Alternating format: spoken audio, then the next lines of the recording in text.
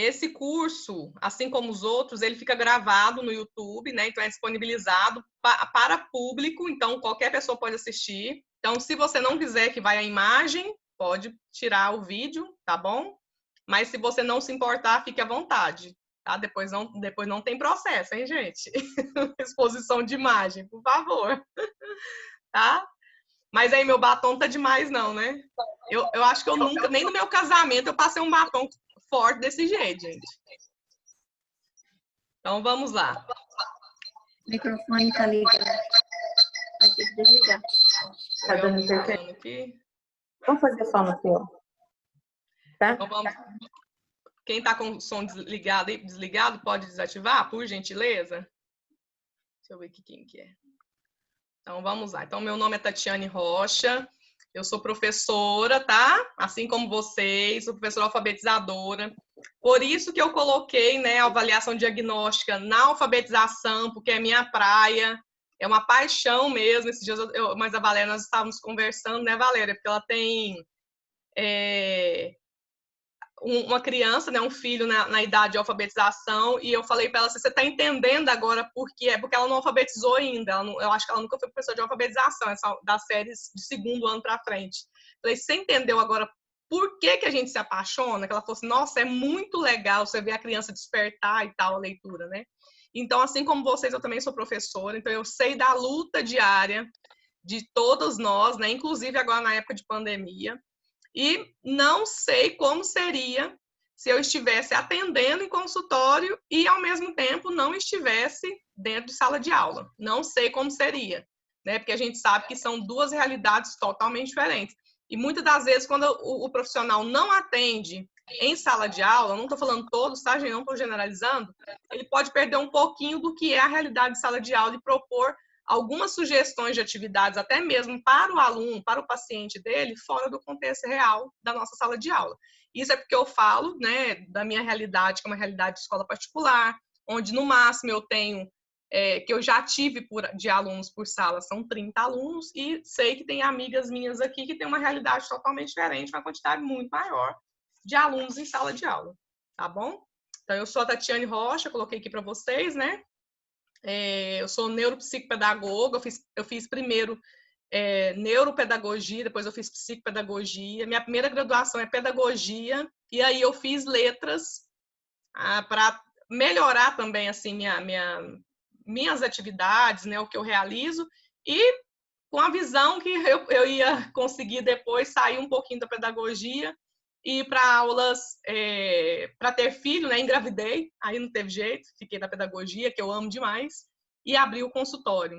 Sou também acompanhante terapêutico para autistas, tá? E tem um livrinho, acho que muita gente conhece aqui, que foi meu primeiro livrinho, que chama Formiguinha Deselegante, que é o meu bebezinho, até antes da Isabel, no mesmo momento da Isabel, nasceu e eu já estava esperando a Isabel. E agora tem mais duas historinhas, uma fofura que tá ali, mas eu tô sem tempo mesmo para fazer lançamento, e agora também não é época de fazer lançamento, né, gente? A gente pode fazer aglomeração, e a Valéria esteve no lançamento, né, Valéria? Foi tão bacana, todo mundo junto, sabe?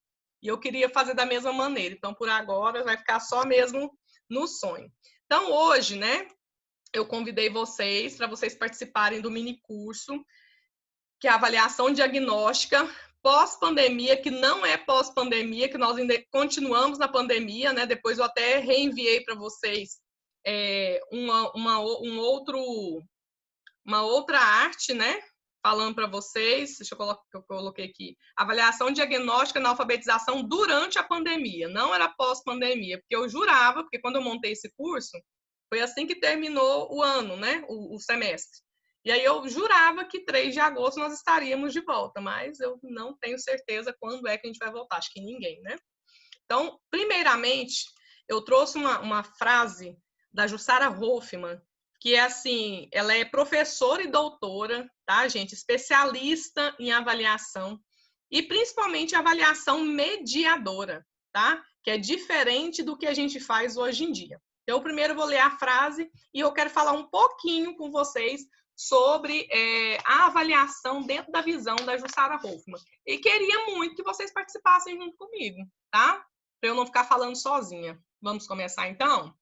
Então, a Jussara Hoffmann diz o seguinte: A avaliação escolar hoje só faz sentido se tiver o intuito de buscar caminhos para melhorar a aprendizagem.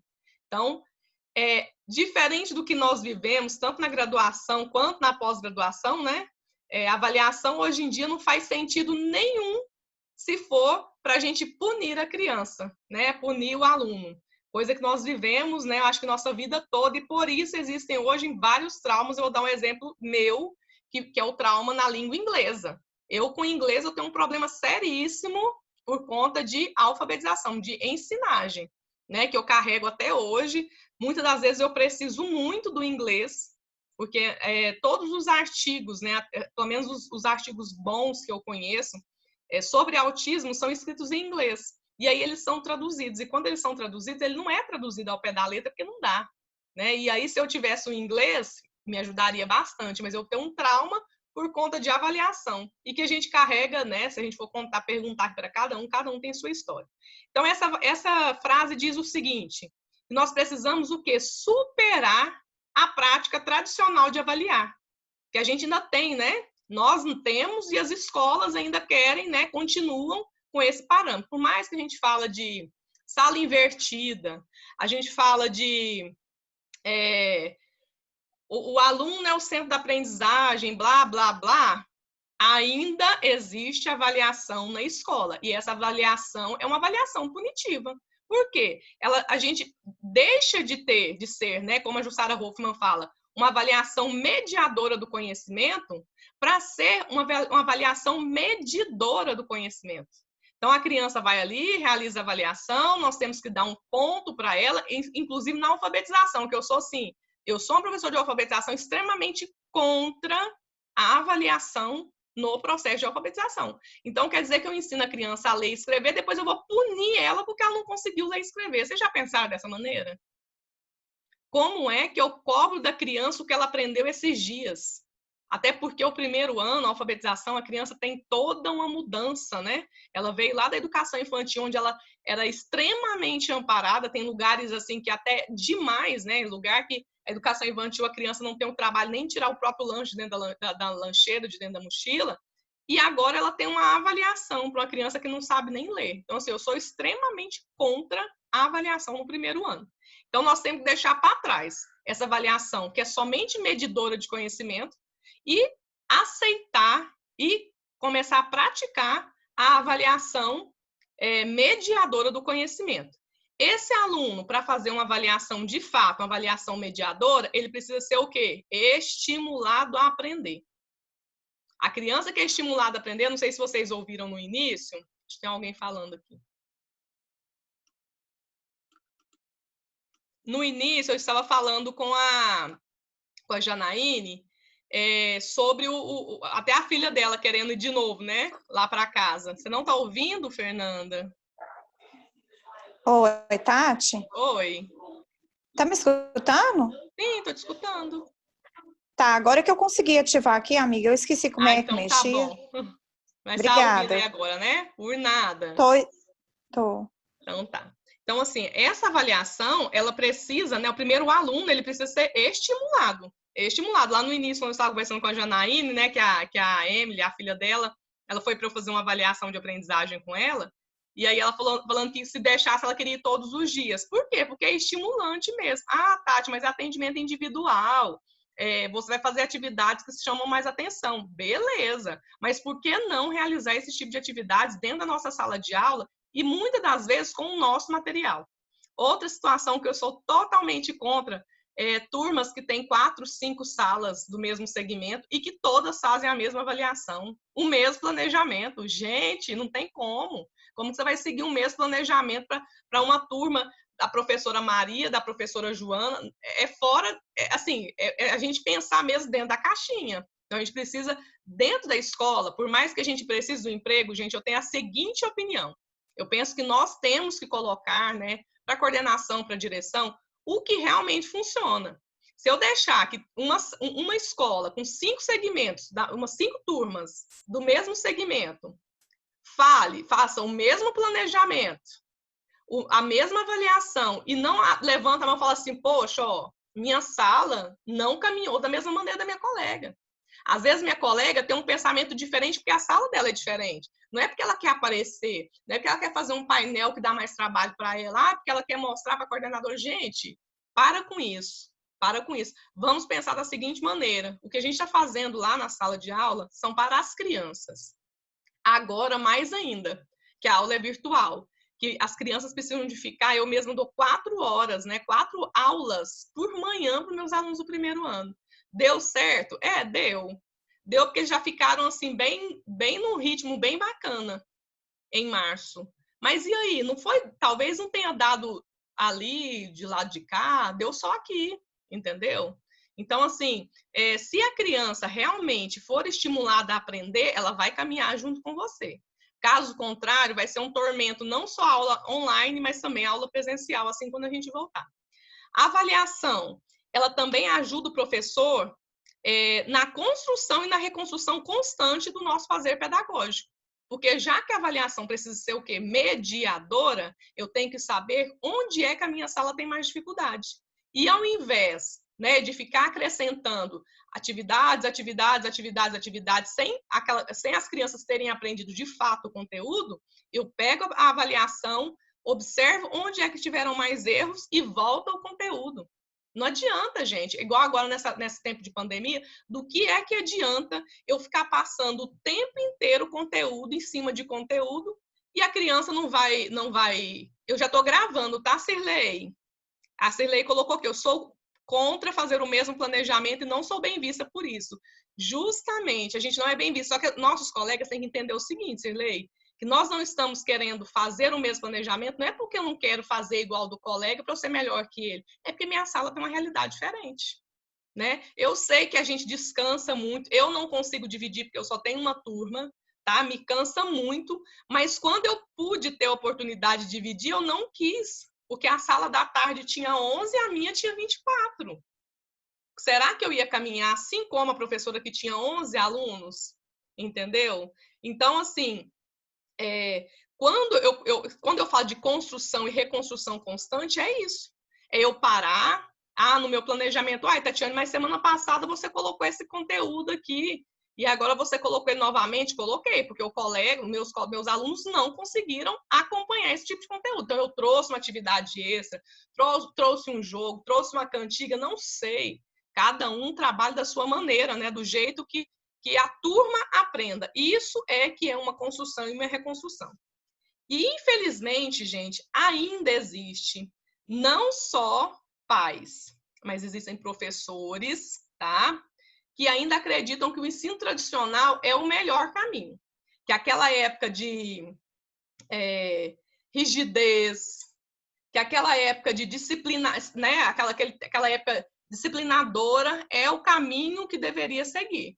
E não é bem assim. As nossas demandas mudaram demais. Hoje em dia, se a gente começar numa rigidez, o primeiro dia de aula, no outro dia não tem mais nenhum aluno na sua sala. Nenhum. Eles não ficam. Hoje essas crianças são mais fracas, as crianças são mais sensíveis. São, gente.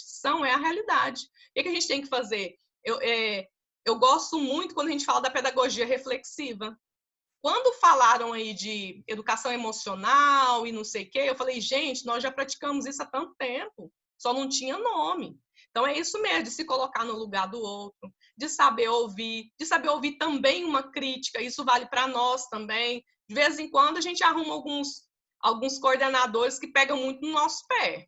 É diferente do coordenador crítico que te dá sugestão de melhoria, né? Eu sou uma pessoa que aceitei muita crítica. Muita, porque eu entrei na escola muito novinha. Mas eu tive uma oportunidade tão grande, gente, tão grande, que eu falo assim, para quem quiser escutar. Eu sou grata, eu vou ser grata, serei grata minha vida toda pela primeira escola que eu trabalhei, que foi Vitória Figueiredo, onde me abriram todas as portas, né? Que eu tive a oportunidade de crescer lá dentro, de estudar muito, de ter professores excelentes do meu lado. E quando eu fazia errado, Tati, eu tinha uma vez eu não me esqueço, de escrita. Eu dava aula na biblioteca, dava aula de 1º até o 9º ano. Que loucura, né? Não tinha noção nenhuma, estava estudando ainda. E aí eu fiz uma correção, porque eu fazia um bloquinho para cada criança. E aí eu escrevi excelente. Não sei, como eram muitos bloquinhos, eu não sei o que eu fiz. escrever excelente e eu acho que faltou alguma letra. Aí minha amiga pegou e falou assim, Tati, e olha que eu dava aula e fazia cópia ao mesmo tempo. Então, assim, eu organizava os horários, o horário que eu estava na sala de aula, na biblioteca dando aula, eu não fazia cópia. Então, Tati, escreve excelente aqui para mim. São uns 15 anos atrás, eu escrevi. Eu sabia que você sabia escrever certo, só que lá na prova do João, que era filho dela, você escreveu excelente, faltando uma letra. Olha para vocês verem. Isso aí, se eu fosse, nossa, achar ruim, né? Nossa, olha, a Graça está me criticando. Gente, você tem que levar isso pro lado bom.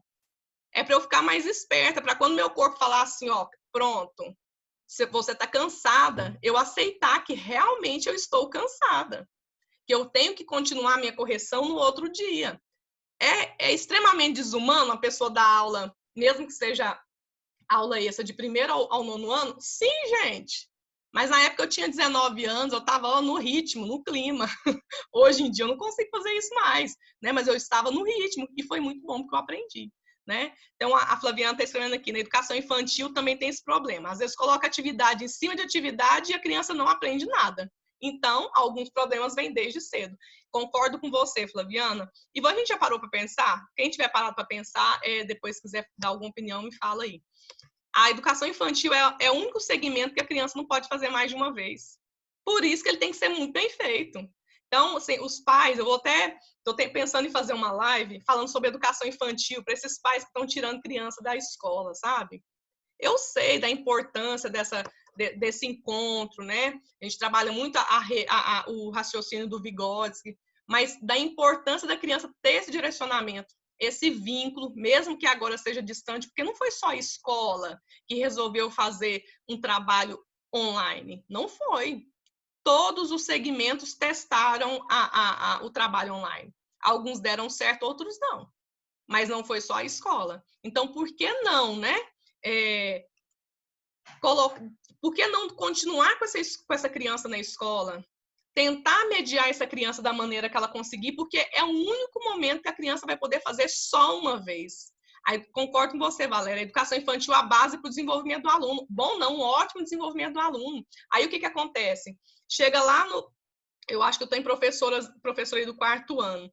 Chega lá no 4º ano, eu vou dar uma atividade para a criança recortar, para colar ali uma ordem temporal, a criança do 4º ano não sabe recortar. Ela tinha que ter aprendido a recortar na educação infantil. Né? E aí, o que acontece? Eu vou voltar a criança do 4º ano para a educação infantil, ela não pode fazer de novo. Aí é a hora do professor ter que parar para ensinar uma habilidade que ela já tinha que ter desenvolvido. Vocês estão vendo o tamanho do problema? Ele vai virando o quê? Uma bola de neve. Uma bola de neve, né? Então, essa visão que a gente tem que o tradicional seria a melhor maneira de ensinar, gente, vamos perder isso. Eu mesmo não queria que voltasse a ser tradicional. Até porque, como eu falei para vocês, o meu inglês ficou preso lá no tradicional, por causa daquela rigidez toda. E eu não vi que foi a melhor maneira de ensinar. Né? Eu tinha medo da professora, medo do que ela ia falar, medo do que ela ia apontar. Né? E isso é muito ruim, trabalhar sob pressão. Eu trabalhando em escola, gente, eu não gosto de trabalhar sob pressão, eu gosto de trabalhar tranquila. Igual eu falo assim, gente, o que eu gosto é de dar aula. Não precisa ficar inventando moda, não. Eu gosto de dar aula. Né? Depois eu vou mandar o link para vocês lá no grupo. Tem um artigo sobre avaliação mediadora que a doutora Jussara Hoffmann escreveu em 1994, falando sobre avaliação mediadora, que é o que eu estou falando para vocês somente nessa frase aqui. E o que ela fala em 1994, gente, vale para hoje. Quem diria, né? 2020... Na pandemia, o que ela fala lá naquele artigo vale para hoje. E ela diz o seguinte, que a avaliação mediadora, ela precisa do envolvimento máximo do educador. Não é porque ele sabe mais do que todo mundo, não, tá? Porque a gente não sabe. De vez em quando os meninos pegam a gente assim, ó, você fala, olha, eu vou trazer a resposta depois. Né? Porque a gente não está preparado, a gente não precisa saber tudo, nós nem somos obrigados a saber tudo. Né? Então, nesse artigo, ela fala sobre avaliação mediadora e diz o seguinte, que precisa do envolvimento máximo do educador. O professor precisa caminhar junto com o educando durante todo o caminho da aprendizagem, todo o processo de aprendizagem. Então, se não houver o envolvimento máximo do educador, não aprendeu, não, mas a mãe não ajuda, não, vamos largar isso de mão. A mãe não ajuda, o pai não ajuda, esse aí é filho de separado, aquele ali morre de preguiça. Gente, vamos procurar outra maneira. Agora mais que nunca. Quem é da escola particular, sem dúvida nenhuma, porque se os pais não verem também que nós estamos engajados a ajudar de alguma maneira, eles vão tirar, fecha a escola. Eu estou vendo tanta gente bacana, com tanta escola boa, né? Às vezes por essa falta desse diálogo com os pais, sabe? De mostrar para ele, ó, nós estamos fazendo da melhor maneira possível para tentar atingir o aprendizado aprendizagem, né? Aprendizado não é porque é só quando finaliza. A aprendizagem do seu filho, eles vão tirar. E, infelizmente, muitas escolas vão fechar. Então, depende mais do professor agora para a aprendizagem da criança, para conservar nossos trabalhos, que nós precisamos muito. Eu dou valor demais ao meu trabalho. Não só porque eu tenho o meu espaço, que é meu, que eu conduzo da maneira que eu penso que é a melhor forma, mas eu também tenho um outro trabalho particular, né? De escola particular, e que eu valorizo muito, muito mesmo, né? São os nossos trabalhos que trazem o nosso alimento para dentro da nossa casa. Então, assim, vocês viram que de uma frase a gente conseguiu falar um monte de coisa, né? E eu quero mesmo que a avaliação, a partir do que a gente vai falar aqui, faça sentido somente se tiver o intuito de buscar caminhos para melhorar a aprendizagem. Se alguém tiver com outro objetivo, seja durante a pandemia, seja depois da pandemia, gente, então é melhor a gente procurar outra coisa para fazer, né? Ainda mais agora, mudar um pouco, sair um pouquinho da zona de conforto. Nós já saímos muito, porque eu aprendi coisa demais durante essa pandemia. Eu nunca tinha feito uma live, gente. Nunca tinha. Eu tinha uma dificuldade muito grande para me expor. Eu só me colocava. Eu fazia curso aqui presencial, aqui em Goiânia. Quem me conhece sabe. E me ajudou muito no meu trabalho. Eu me expor um pouco mais, né? Eu tive vários retornos. E por que não fazer isso também dentro da escola? Antes de passar para o próximo conteúdo, teve gente que já escreveu. Vamos falar mais um pouquinho aí? Quem quiser fazer algum comentário? Enquanto eu bebo a água.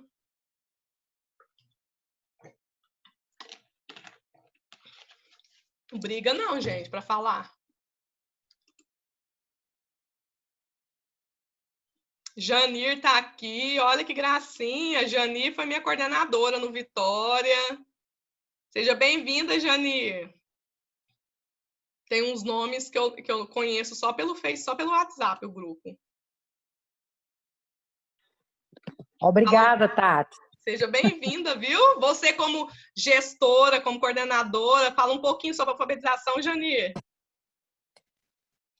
Sobre alfabetização? Não, sobre a avaliação, que é o nosso tema hoje. Ah, tá. Você concorda com a Jussara Hoffmann quando ela fala sobre que a avaliação ela tem que deixar de ser medidora para ser mediadora da aprendizagem? Com certeza. E eu concordo muito com a sua fala também, né?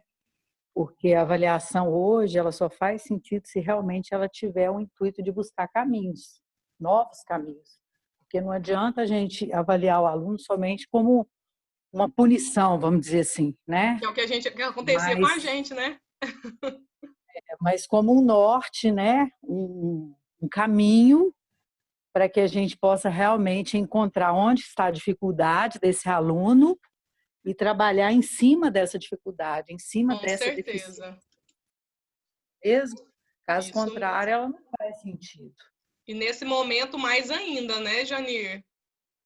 Com certeza. Eu não sei como que as escolas vão fazer, até porque a gente volta na sexta e as reuniões serão na sexta. Mas assim, hoje até mas a Valéria, nós estávamos conversando, né, sobre isso.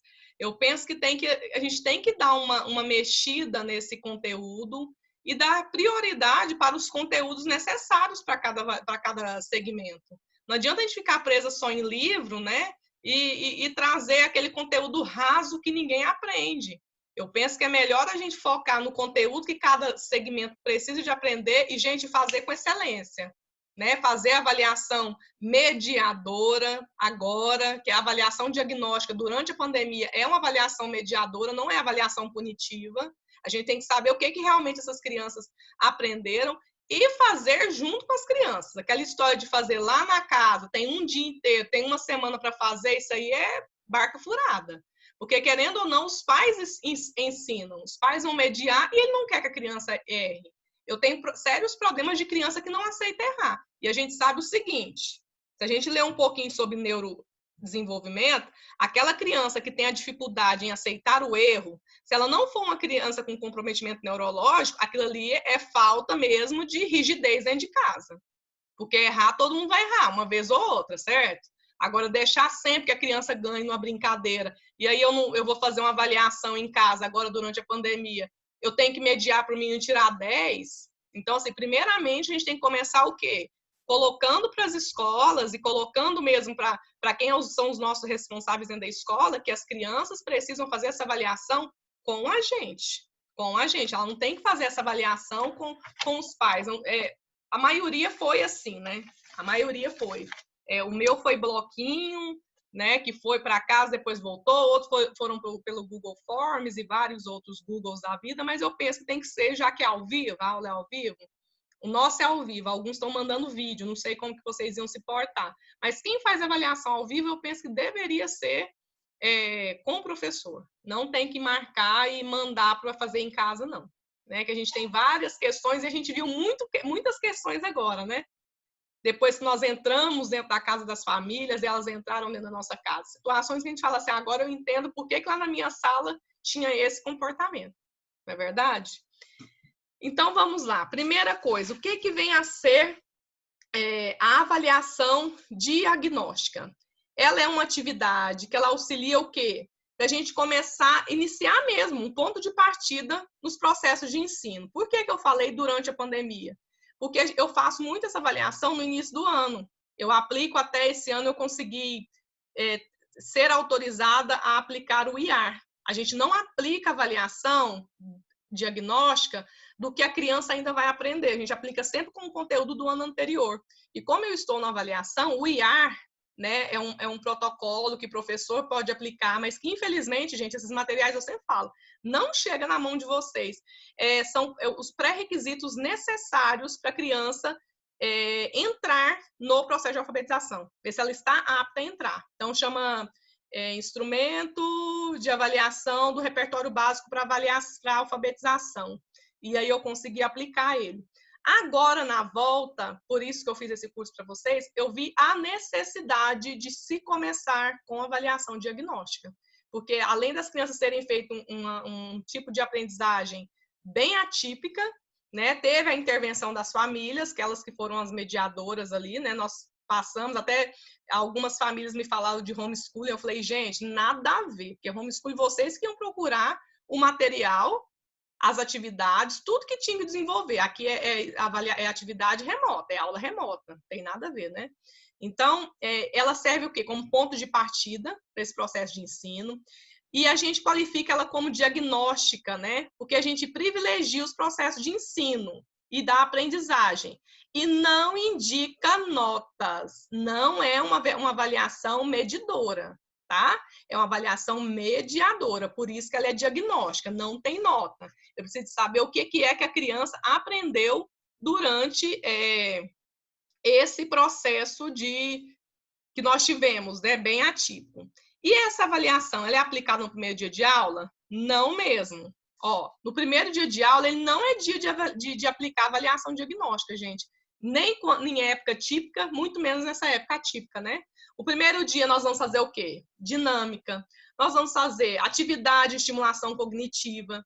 Nós vamos contar histórias. Nós vamos fazer ditados diferentes, ditado estourado, ditado escondido, ditado recortado, ditado mudo, atividades em folha, que seja atividade em folha, né? Dinâmica. Nós vamos contar histórias. Outro tipo de atividade, não precisa ser no primeiro dia, tá? Até porque as crianças já estão naquela... Agora, eles, pelo menos no final, eles estavam muito atormentados já com esse negócio de aula online. Eu penso que eles vão voltar um pouquinho mais animados para começar, né? Então, por que não fazer o primeiro dia diferente? Durante a primeira semana, você aplica, tá? Não precisa ser no primeiro dia. Não, eu nem digo que seja no primeiro dia. Tá? Faz uma coisa mais diferente, uma contação de histórias, eles fazem uma releitura, faz uma dobradura, né? Então, aplica na primeira semana, não necessariamente no primeiro dia, e até porque nós também estamos na mesma situação de isolamento, né, gente? E voltar de cara com avaliação, eu não sei se seria um bom começo, tá? Até aqui, tudo bem? Posso passar para o próximo tópico? se alguém tiver alguma coisa para falar. Então, vamos lá. Quais conteúdos devem ser abordados na avaliação diagnóstica? Então, aquilo que o meu aluno ele já precisa saber, né, na série em curso, como eu falei para vocês, e essas informações também valem para os períodos típicos de aula. Jamais a gente vai falar, o menino está no primeiro ano, eu vou aplicar a atividade do segundo ano. Não mesmo. Até porque, assim, eu não sei os alunos de vocês de alfabetização, mas os meus não vêm sabendo ler e escrever, né? Porque a proposta onde eu trabalho não é de escolarização, é de desenvolver habilidades para acontecer um processo de alfabetização, tá? Então, eles não têm leitura fluente, né? Algumas crianças chegam com algumas dificuldades que muitas vezes foram apresentadas lá na educação infantil, mas por algum receio não foi passado para a família, e aí no primeiro ano começa a chamar um pouco mais de atenção. Então, se essa avaliação ela fosse feita no início do ano, a gente deveria solicitar as habilidades que a criança precisa ter, né, na educação infantil. Eu dei até a sugestão que eu usei o IAR, tá? É uma sugestão para o próximo ano, quem quiser utilizar, e para a educação infantil, quem estiver na educação infantil. Nesse caso, a avaliação no retorno das aulas remotas, ela precisa contemplar conteúdos e habilidades que o primeiro ano deveria ter desenvolvido até esse momento, né? Porque ainda faltam mais os 4 meses para terminar o ano, e eu nem sei se a gente vai parar, se a gente vai continuar até dezembro, porque a gente sempre para lá pelo dia 17, dia 10 já não tem muita coisa, né? Então, a gente tem que saber o que, de acordo com a BNCC, tá, gente? A gente tem que ter um parâmetro, o parâmetro hoje é a BNCC. Então, o que a criança precisa saber para o primeiro ano? Isso. E até a metade do ano? Você faz um parâmetro e usa a BNCC para isso. Eu trouxe para vocês no finalzinho. A matriz de referência, gente, do conteúdo para as nossas turmas, ela não pode ser uma matriz de gaveta do que cada turma precisa aprender durante um período, né? No caso, a BNCC. Ela é um papel, gente, que é como se fosse uma engrenagem. Eu preciso de usar ela para eu saber o que é que eu vou trabalhar com a criança, né? Então, se eu não tiver um parâmetro, eu vou colocando conteúdo e atividade, e assim, sempre foi, mas agora é mais ainda. Menos é mais. Se eu coloco uma atividade significativa, que seja uma quantidade menor e dá resultado, é melhor do que eu colocar aquela trenheira. Eu mando atividade de folha por semana, mas você não vai ver lá nos meus blocos 10, 15 tarefas de atividade em folha. O que eu estou tentando fazer? Uso atividade em folha, porque eu acho essencial para a alfabetização, mas eu tento fazer a alfabetização junto com o meu livro didático. Até assim, para diminuir um pouco do gasto da impressão, porque tem escolas que não estão imprimindo, pais que não estão tendo tempo de buscar, e um monte de outras situações, né? Então, é isso. É não se esquecer do parâmetro, que hoje em dia é a BNCC. Daí, tem uma pessoa aqui esperando. Daí, eu apliquei a avaliação. Deixa eu ver que tem uma pessoa falando. Excelente proposta, principalmente sendo uma escola particular, quando a maioria quer alfabetizar. IAR, pensei que fosse só para psicopedagogo. Não, o IAR ele é aplicado por profissionais da educação e da saúde, tá, Cirlei? Eu não sei quanto que ele tá agora, porque você tem que comprar o caderno de aplicação e tem que comprar o caderno de avaliação, né? Eu vou ver aqui depois e mando no grupo para vocês. Mas seria assim, interessante as escolas adquirirem, e cópia vocês podem fazer, tá? Vocês podem fazer a cópia do material, se não me engano tem 24 páginas, e aplicar até mesmo a educação infantil para saber se vocês conseguiram chegar nessas habilidades, que a criança precisa de chegar no primeiro ano com elas, né? Daí, apliquei a minha avaliação diagnóstica. E agora? O que eu vou fazer? Agora é a hora o quê? De intervir. A gente não vai dar continuidade ao conteúdo com tantos déficits de aprendizagem, certo? Isso vale também para o início do ano. Quando você aplica o IA, aí tem um momento lá que a criança tem que saber o que é direita, separar direita de esquerda. Se a maioria da sala teve uma dificuldade com direita e esquerda, com lateralidade, eu vou desenvolver atividades lúdicas com direita e esquerda, atividade em folha que seja, mas não fique só na folha não, porque lateralidade é uma questão assim corporal. Se a criança tiver consciência do corpo, ela consegue adquirir a lateralidade, que muitas das vezes só desenvolve, se não me engano, lá pelos 9 anos, 8, 9 anos. Mas você precisa de ensinar isso para a criança, a alfabetização, inclusive porque ela tem que saber que a gente começa a ler da esquerda para a direita. Então, se ela não souber o que é esquerda, ela vai começar a ler de trás para frente, pular a palavra. Então, ensina a criança lateralidade, por isso que é uma das habilidades preditoras, ela saber a direção da escrita. Deixa eu ver quem está falando. Atividades psicomotoras. Eu consegui fazer um cantinho, depois vocês tiverem oportunidade, eu fiz lá no espaço um cantinho, gente, para trabalhar atividade psicomotora. Eu coloquei cantinho psicomotor. E todos os dias, antes de realizar as atividades, eu faço lá. Eu desenvolvi essas atividades dentro da minha sala, mas minha sala é muito pequena, né? Aí tinha essa frente lá, eu falei, não, vou arrumar um cantinho que todos os dias eu coloco as atividades. A psicomotora é a mesma para todo mundo. Aí o programa é individual para cada um. Mas, gente, vocês têm que ver que resultado maravilhoso. Até porque, deixa eu falar para vocês, não sei se a Rose está aqui, porque hoje eu dei uma sugestão, a Valéria. Eu desenvolvi um programa que chama Alfaletrando. E aí eu não divulguei ainda para ninguém, estou falando para vocês, quem tem a Valéria, porque ela está sendo um modelo para mim, né, Valéria? Ela está aplicando no filho dela, porque para eu registrar eu preciso de ter bases, além de bases científicas, né, que ele foi avaliado, feito todo em bases científicas, eu preciso de ter registros que deram certo. E eu apliquei nos meus alunos, são 20 aplicações, com os meus alunos que vão 2 ou 3 vezes por semana, eu demoro 3 meses para fazer essa alfabetização. Gente, no primeiro módulo, nesse mês de julho, as crianças que foram para lá, que estavam no pré-silábico, estão no silábico. Estão lendo palavras simples, reconhecendo o som. Então, assim, com as atividades psicomotoras. Então, foi um resultado muito bacana. Aí, assim que eu tiver todas as, né, tudo comprovado, avaliado, tudo bonitinho, aí eu vou trazer como curso para vocês, porque eu quero muito que isso funcione em outros lugares, porque a gente quer dando murro em ponta de faca e o processo não funciona. E lá tem todo o passo a passo, né? Tem que fazer isso, aplicar esse tipo de atividade de consciência fonológica, e eu ainda acrescentei as atividades de psicomotricidade, tá? Obrigada, viu, Cirlei? A psicomotricidade é, sim, a base do processo da aprendizagem. Eu comecei com essa psicomotricidade lá em 2014, quando eu fiz neuro. O meu artigo foi sobre psicomotricidade.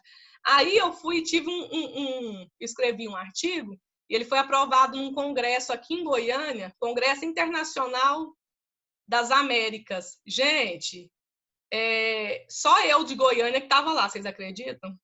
Ele foi aqui em Goiânia, mas ele era internacional, das Américas. Eu não lembro o nome certinho. E o meu trabalho era sobre psicomotricidade também. E assim, foi tão bacana, que hoje eu falo assim, gente, o negócio já vinha na veia desde muito tempo, sabe? E dá certo, dá certo. A gente falta só mais um pouquinho de tempo para fazer, porque eu penso que os livros consomem demais o nosso tempo, que a gente podia estar trabalhando outras atividades com os meninos. Só falta um cantinho do lanche no espaço. Gente, esse aqui foi meu aluno ontem. Ele falou para mim assim ontem, o último aluno, 7 horas da noite. Ô, tia Tati, eu acho o seguinte, você faz brinquedo demais para nós. Aí você podia dar um tempo de fazer brinquedo. Gente, ele tem 7 anos. Você podia dar um tempo de fazer brinquedo para nós e fazer um cantinho do lanche. Porque já tem brinquedo demais. Cada uma. Fala qual o título do seu artigo. O meu também é sobre psicomotricidade, só que na educação infantil. Cirlei, deixa eu lembrar, porque foi 2014. Eu tenho vários links dos artigos que eu escrevi. Eu coloco para vocês lá, mas o título certinho, eu sei que é a importância da psicomotricidade no processo de aprendizagem, alguma coisa assim. Mas foi bem bacana. Então, vamos voltar aqui. Gente, vocês podem ir escrevendo que eu vou respondendo. Então, apliquei, né, a avaliação diagnóstica. E agora? A gente vai intervir. Lembra que eu falei para vocês? Não dá continuidade ao conteúdo com tantos déficits de aprendizagem. Eu consigo fazer na minha sala o seguinte, eu atendo individual, né? Acho que a Janir lembra dessa época, quando eu estava no primeiro ano, que depois que ela foi, o segundo ano que ela foi coordenadora, eu pedi para ficar no integral, porque eu tinha intenção de engravidar. E aí a Alcione me colocou no integral. Então eu ficava com os meninos depois do horário, que fosse na educação física, fosse na hora do recreio, e fazia essa intervenção, porque lá as salas são com quantidade menor de alunos. Agora que eu tenho uma turma maior, a minha intervenção é nessas aulinhas extras. É igual eu explico para eles, a tia não está punindo você e tirando você da educação física. A tia está te ensinando. E aí, um dia, eu tirei os alunos, né? Aí eu falo, vai fulano, depois volta o outro, não sei o quê. E aí não deu tempo, gente, chegou todo mundo de uma vez. E os meninos viram eu fazendo joguinhos com os outros, né, que tinham dificuldade. Ai, tia, não tô entendendo. Você fica fazendo esses joguinhos só com fulano, por que você não faz com a gente também? Então, assim, o que a gente atinge com a dificuldade, com a criança que tem a dificuldade de aprendizagem, gente, a gente atinge todo mundo. Agora, o que você atinge todo mundo, você não atinge a criança com dificuldade. Então, se teve, né, déficit de aprendizagem, você faz no todo. Se teve, assim, um gatinho pingado ou outro, você faz individual. Você pode ter certeza que não tem pai nenhum que vai achar ruim. Eu sempre comunico os pais antes, quando eu faço essa intervenção. Pelo menos lá no colégio eu sempre chamava. Ali no Vitória era mais tranquilo, né, Janir? A gente mesmo fazia intervenção, eles acham super bacana, ver resultado, o professor de aula extra consegue observar resultado, e assim a gente vai. Alguma outra dúvida? Vocês querem falar? Querem comentar alguma coisa ou não?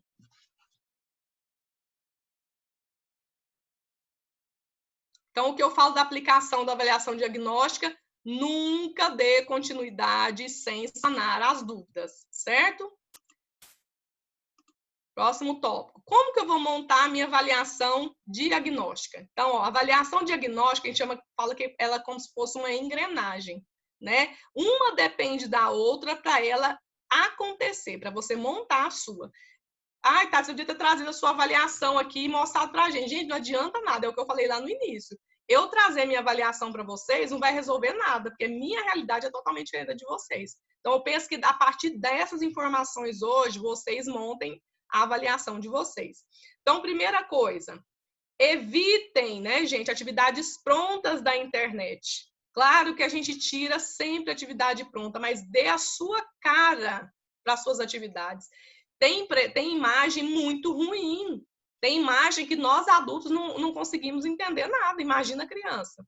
Tem escrita que eu misturo letra bastão, letra cursiva, letra de imprensa numa digitação só. Então, gostou da atividade? Coloca o nome do aluno, coloca o nome da sua sala, coloca o nome da professora, né? Dê a cara, coloca a sua cara na atividade. Né, esteticamente, que todo mundo, não adianta falar, não, eu monto a atividade de qualquer jeito. Ninguém gosta de coisa feia. Né? A atividade tem que ser bonitinha, tem que ser organizada. Coloca a sua cara, dê o nome das crianças. Se você conhece o nome dos pais, que a gente sempre tem a relação, coloca o nome dos pais, eles amam ver isso. Eles amam ver nome de alguém da sala, o deles, o da família nas atividades, e se torna muito mais significativo. Né? Acrescente o quê? Deixa eu ver, tem alguém falando. Bom que eu bebo uma água.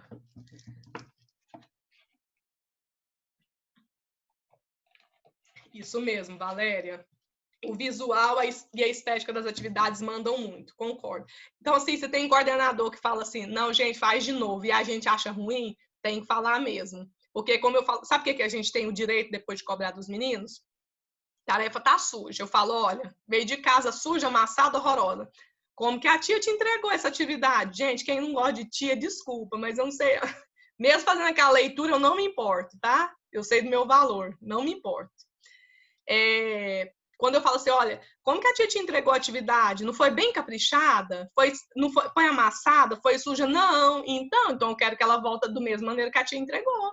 Vai fazer sua atividade caprichada, bonita, sem amassar. Então, se eu entrego uma atividade bonita, né, esteticamente bonita, bem feitinha, a criança tem o dever de te entregar também muito bem feita.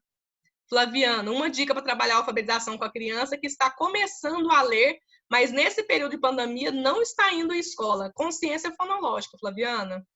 Rimas, letra inicial, letra final, depois você estende para sílaba inicial, sílaba final, sílaba mediana, sabe aquelas musiquinhas antigas? Vou dar um exemplo de uma que eu gosto muito, que aí trabalha também a consciência corporal. Fui ao mercado comprar café e a formiguinha subiu no meu pé, né? Café rima com pé. Aí fui ao mercado comprar limão e a formiguinha subiu na minha mão. Então, assim, tem várias parlendazinhas, né, cantigas, que tem essa rima, e a criança pode bater palma na hora que tem o mesmo som. Ela, nesse caso, consciência corporal mostra qual que é a parte do corpo. E, olha, eu vou falar uma coisa para vocês.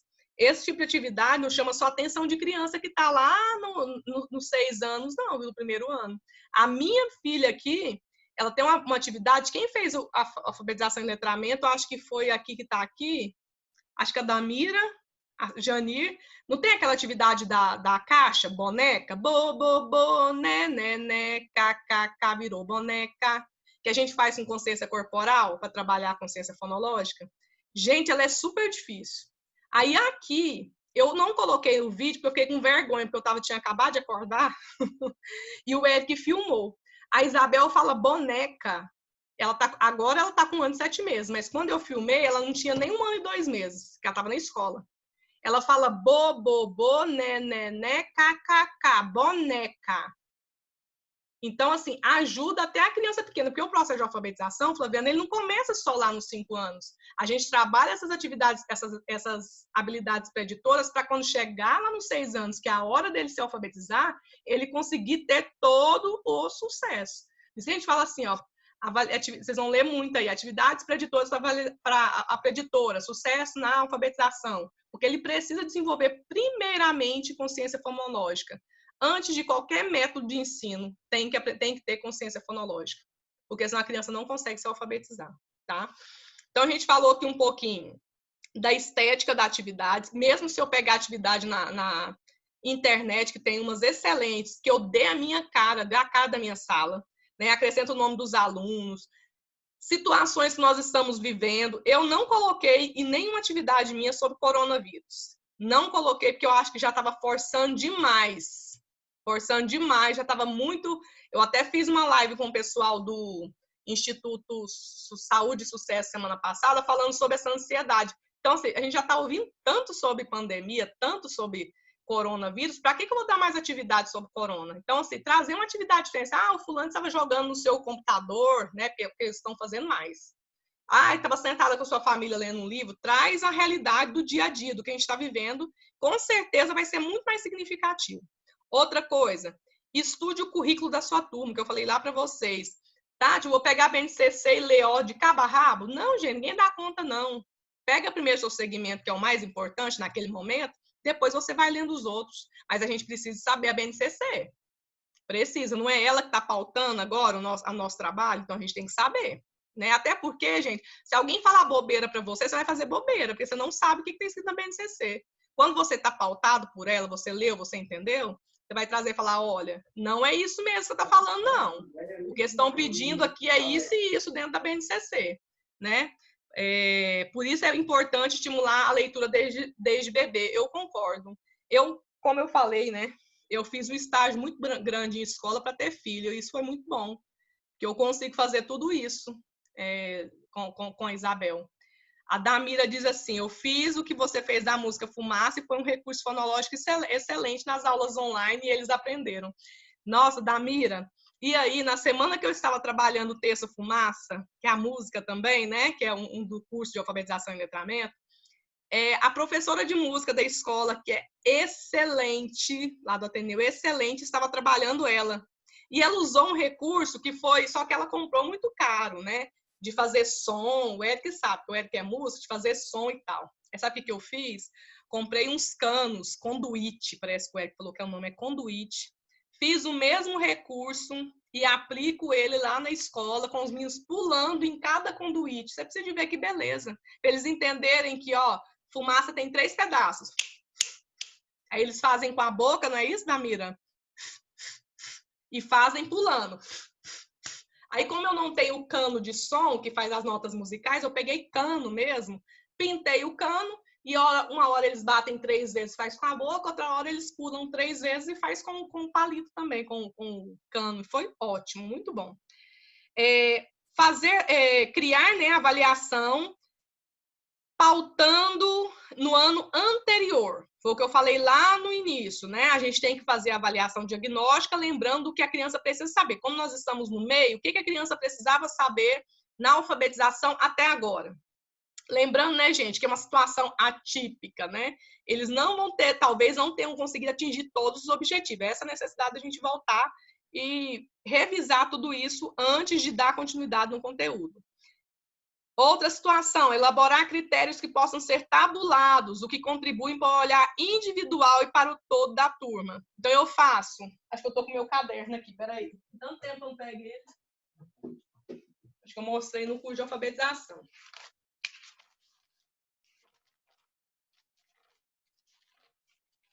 Aqui foi quando saiu. Deixa eu tirar aqui a... Eu faço assim com os meus alunos, tá vendo? Aqui foi quando nós saímos. Todo mundo que está de verde e amarelo já estava... Verde estava lendo fluente. Amarelo estava meio que capengando e os de vermelho ainda precisava de mais ajuda. E aí, quando a gente marca assim visualmente, eu pelo menos comigo, não sei com vocês, mas comigo eu acho que fica melhor para eu compreender, sabe? É uma coisa minha mesmo. Eu gosto de fazer esse tipo de marcação. Então, foi só uma sugestão, mas não precisa ser seguir, não. Só se vocês verem mesmo, que eu acho muito bacana de marcar quem está com dificuldade. Visualmente, para mim, fica melhor. Lá no IAR, nesse instrumento que eu falei para vocês, lá ele é marcado com cores. E eu acho super bacana também. Fazer a leitura do que foi consolidado e o que precisa retomar com a turma também, tá? Lembrando que toda vez que vocês forem fazer a avaliação diagnóstica, principalmente no primeiro ano, vocês têm que fazer a leitura do enunciado, principalmente até agora, né? Depois quando a gente volta em agosto, com os meus alunos, quando eu volto em agosto, eu já não preciso mais de ler enunciado, mas agora eu preciso, porque ainda ficaram uns 3 meninos ainda com dificuldade, entendeu? Então, assim, não adianta eu falar que cada um vai ler sua atividade. Como eu falei para vocês, gente, o que atinge a criança com dificuldade atinge todo mundo. O que atinge todo mundo não atinge a criança com dificuldade. E planejar, né, gente? Já que eu fiz, né, montei minha avaliação, apliquei ela, eu vou elaborar o quê? Um plano de apoio para trabalhar as dificuldades individuais e planejar também os próximos passos, baseado no resultado da minha turma. Não adianta nada eu fazer essa avaliação, guardar ela lá dentro do meu armário. Eu vou fazer essa avaliação para eu dar continuidade. Ah, tá, mas minha escola quer que eu já dê continuidade no livro. Gente, bota a voz de vocês lá. A gente não está falando nada da boca para fora, não. Olha, como eu falei para vocês, é um estudo. Esse estudo aqui, esse livro, que eu peguei ele como exemplo, é de 1994, mas a Jussara Hoffman está até hoje, né, estudando e trabalhando para mostrar sobre a importância da avaliação mediadora. E nós, né, professores e coordenadores que estão aqui, Valéria também é coordenadora, né, Valéria? A gente sabe da importância, né, da alfabetização para todo o processo de aprendizagem. Não adianta nada eu caminhar e sair com o menino capengando. Esses dias eu vi uma médica, neurologista infantil, falando uma coisa. Você não sabe alfabetizar? Então você passa a bola para outro. Porque é melhor você não alfabetizar o menino e a criança virar um adulto, que ele se vira do jeito que ele aprende ali, na marra, do jeito que ele tem que aprender, do que você deixar o menino com sequela, entendeu? Então, para alfabetizar, a gente tem que estudar. Para mediar quem está alfabetizando, eu preciso de estudar, para depois não bater de frente com essa pessoa. Não, esse recurso que você está usando é errado. Por que ele é errado? Ah, porque na minha época... Gente, livro não alfabetiza menino. Livro não alfabetiza. Quem alfabetiza é o professor. E ele tem que ter os métodos dele. Né? A gente segue uma linha, mas a gente tem que ter nossa metodologia também. Não pode ser podado. E para a gente não ser podado, a gente tem que ter o quê? Conhecimento. Né? Principalmente conhecimento científico. Oi, Fernanda. Pois é, deixa eu te falar aqui uma coisa. Por exemplo, eu com a Ana Luísa, eu tô ainda com o planejamento dela em aberto, porque eu não sei o que eu vou fazer com a Ana Luísa, porque a Ana Luísa não interpreta. A Fernanda, ela é professora de apoio, ela está acompanhando algumas crianças, né, Fernanda? Isso. E a Ana Luísa, o que acontece? Ela não compreende os enunciados ainda, né? Então, eu ainda estou muito, assim, temorosa com relação a esse caminhar da Ana Luísa nesse restante do semestre. Porque a mãe, eu te falei que ela queria tirar a menina da escola, né? Eu te falei isso. Foi. E ela entrou no acordo lá e o que ela me falou foi que a Ana Luísa iria retornar para a escola, continuar o ano letivo, né? Que eu concordei que seria Gente, o quem está com importante contato mesmo. com o pai, ó, gente, não coloca pilha para tirar de escola, não, viu? Igual a Fernanda. A Fernanda fez certinho, não coloca pilha. Sabe por quê? Não é a solução agora tirar da escola, Não, né? A não gente tem é. que falar o quê? Não A criança é. tem que ter um vínculo, tem que ter uma rotina. Eu sei que tá trabalhoso para eles. Imagina para nós, que temos que montar isso tudo, aplicar ainda tem nossa casa. Tá entendendo? Então, Eu assim, acho que a muitas das vezes. ruptura do vínculo agora seria gravíssimo para Nossa, algumas crianças. gravíssimo, gravíssimo, né? Porque para as crianças foi muito difícil, foi uma quebra de vínculo da noite para o dia, sem entender o que estava Foi. acontecendo, ainda tem um monstro aí que pode matar meu pai, minha mãe, minha avó, né? E assim, Então, assim, eu falo porque tem muita gente, assim, ainda mais eu vou falar por mim, gente. Se eu quisesse pegar um monte de aluno que saísse da escola e fosse ficar lá só comigo, eu não precisava nem trabalhar o outro período. Mas eu tenho ética, e além de ética, eu sei a necessidade do vínculo que essa criança precisa de ter, inclusive o que a Fernanda acabou de falar, nesse momento mais ainda. Né? Porque eles passaram 30 dias de novo dentro de casa. Quem exatamente. andou por aí pode ter certeza que ficou doente, igual meu esposo. Meu esposo ficou bonitinho aqui, ó, todo mundo bonitinho, bonitinho. Do pessoal da escola, que também trabalha em escola, vinha buscar ele, deixava, vinha buscar, deixava. Quando a gente achou que deu uma maneirada, que ele começou a pegar ônibus, que só tem um carro aqui em casa, o Eric pegou Covid. Entendeu? Então, assim, se alguém pegou doença lá, tá pior ainda. Né? Mais ainda a necessidade de continuar esse vínculo. É o que eu falo para os pais lá. Falo, não, mas aqui ele aprendeu mais. Eu falei, gente, para e pensa. Aqui ele está aprendendo um pouco mais, porque é um atendimento individual. Você pode ali olhar, eu tenho um PEI para cada criança. Dá um trabalho danado, gente, fazer PEI. Quem tem criança especial que trabalha em sala de recurso sabe o que é isso. Quem é psicopedagoga aqui, gente, que faz PEI? Programa individual, especializado individual. Tem alguém que faz aqui? Quem faz sabe que dá um trabalho danado, então por isso que o resultado é mais rápido. Agora, eu ficar incentivando que tem que tirar nessa altura do campeonato, não. Eu não acho que seja certo, não. Né? Até porque... Mas, Tati, deixa eu te falar aqui. Mas aí eu continuo fazendo com ela, continuo no processo da alfabetização e vou ficar fazendo as leituras dos enunciados para ela, não é isso? Porque ela vai precisar continuar fazendo as atividades da escola e eu vou fazer paralelo à alfabetização. Né? Se é uma criança, Fernanda, que tem dificuldade de aprendizagem, ou às vezes você percebe até que tem um transtorno, pode ser uma dislexia, por exemplo, a gente tem que deixar muito claro para essas famílias que a gente vai fazer milagre. O que acontece? Tem famílias que é assim, eles não querem pagar um psicopedagogo que faz a intervenção psicopedagógica e quer pagar um professor de aula particular.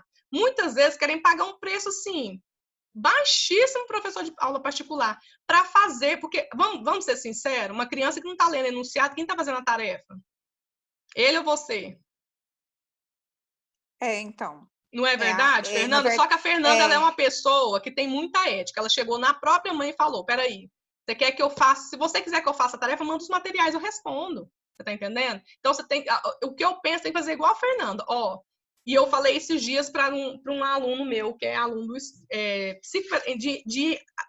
de atendimento psicopedagógico. Falei para a mãe, falei, olha, o que você quer? Terminou junho, eu falei assim, que eu fiz um programa lá para atender essas famílias que não estavam conseguindo atender as atividades remotas. Falei, olha, seu filho não é um filho de reforço escolar.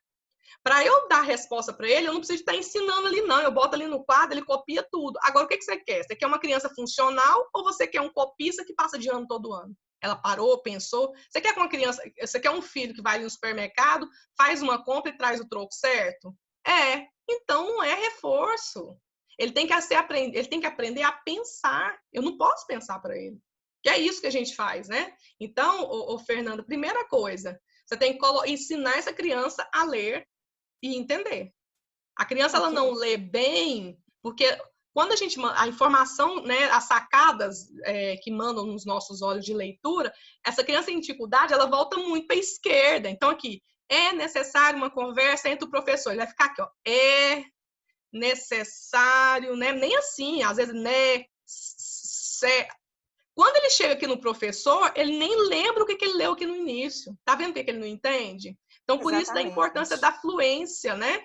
Para a criança entender. Ela está conseguindo ler as frases simples, tá?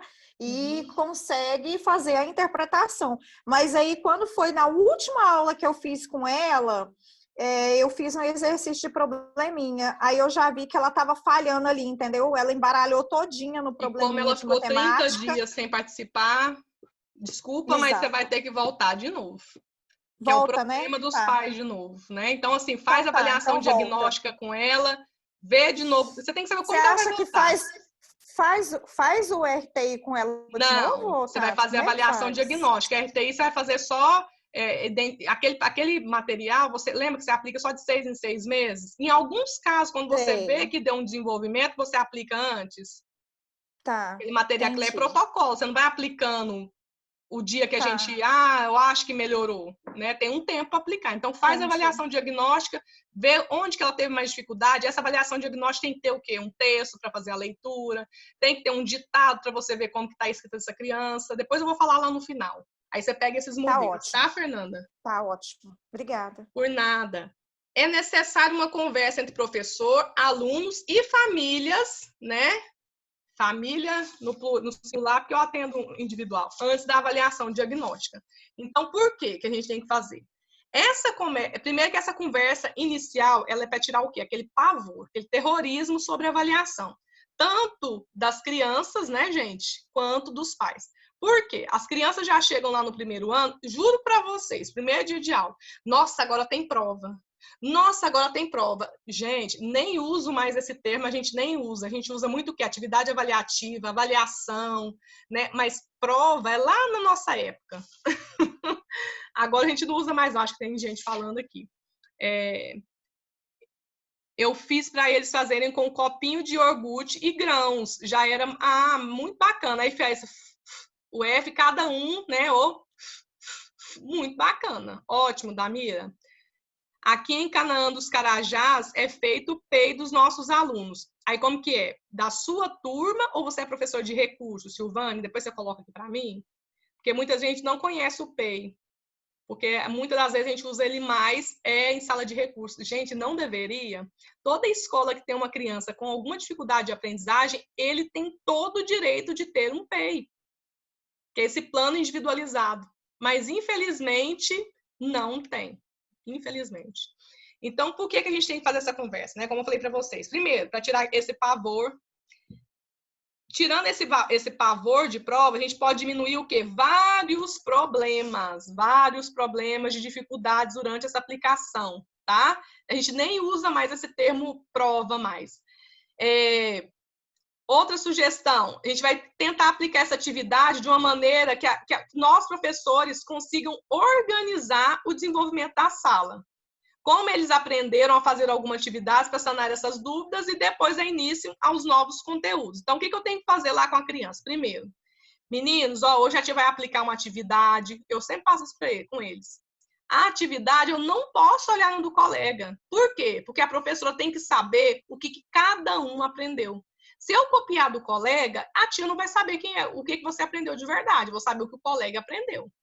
Agora em casa, meninos, hoje a professora vai fazer uma atividade com vocês. Pais, eu falo mesmo, gente, é igual ao dia do ditado. Pais, eu não posso ter a ajuda de vocês nesse momento. A criança tem que prestar bastante atenção no que eu estou explicando e ele desenvolver da maneira dele lá na atividade, porque eu preciso de ter um parâmetro das dificuldades. Isso acontece lá no meu ditado e dá certo, desde que você coloque desde o primeiro dia, tá? Essa fala entre o professor, os alunos e a família diminui um pouco aquela ansiedade, aquele medo. Meus alunos mesmo, eu vou contar uma coisa para vocês, eles amam fazer avaliação. Eles falam assim, tia, a melhor semana da escola é a semana de avaliação.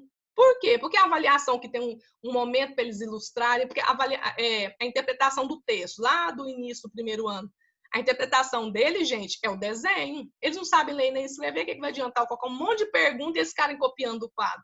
Tem uns que não sabem nem segurar no lápis quando chega lá, né? Então, a avaliação dos meninos, primeiro, tem que tirar esse pavor. Ter essa conversa, porque não adianta copiar do colega. Ainda mais, às vezes, gente, tem sala que é muito pequena. E essa sala pequena, querendo ou não, os meninos olham na atividade do outro. Aí como que você vai ter um parâmetro fidedigno? Não tem. Tem mais gente falando aqui. No núcleo de inclusão, que é a mesma sala de recursos. Que bacana. A gente não tem muita sala de recursos aqui, nem eu não sei, só se tiver a Valéria me fala. Mas até hoje, minhas amigas que trabalham na rede pública nunca me falaram que tem sala de recursos. Não conheço. Muito bom. A importância da leitura do enunciado nas avaliações da alfabetização. Gente, a leitura feita pelo professor no processo de alfabetização, ela é de extrema importância. Está vendo o caso da Ana Luísa, que a Fernanda colocou? Se deixasse a Ana Luísa fazer a leitura do enunciado na avaliação dela, ela não vai entender nada, vai errar tudo. Então, no primeiro ano, ela é extremamente importante. Eu sempre digo, não é feita uma única leitura. A primeira leitura a gente conhece, a segunda leitura a gente entende. E muitas das vezes tem que fazer até 3. Mas desde que a criança entenda e ela consiga realizar a atividade sozinha. É interessante também dar o quê? Pistas visuais na avaliação diagnóstica. Então, vamos supor, se eu coloquei esse desenho aqui, gente, a criança está andando de...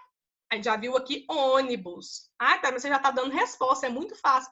Gente, essa visão de ser muito fácil é para nós que somos adultos, que têm a maturidade suficiente para saber que isso aqui é fácil. E para a criança que não tem, e a criança que não sabe nem o que é um ônibus.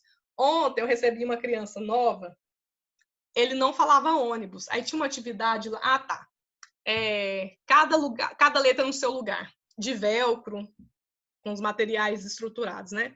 E aí, como ele começou ontem o Alfaletrando, o projeto, o programa Alfaletrando de alfabetização, ele foi colocar e falou assim, eu sei que essa daqui começa com O, era o ônibus, mas eu não sei falar, professora. Eu falei, você não sabe falar ônibus? Não, não sei. Então, peraí que a tia vai te ajudar. Então, vamos lá.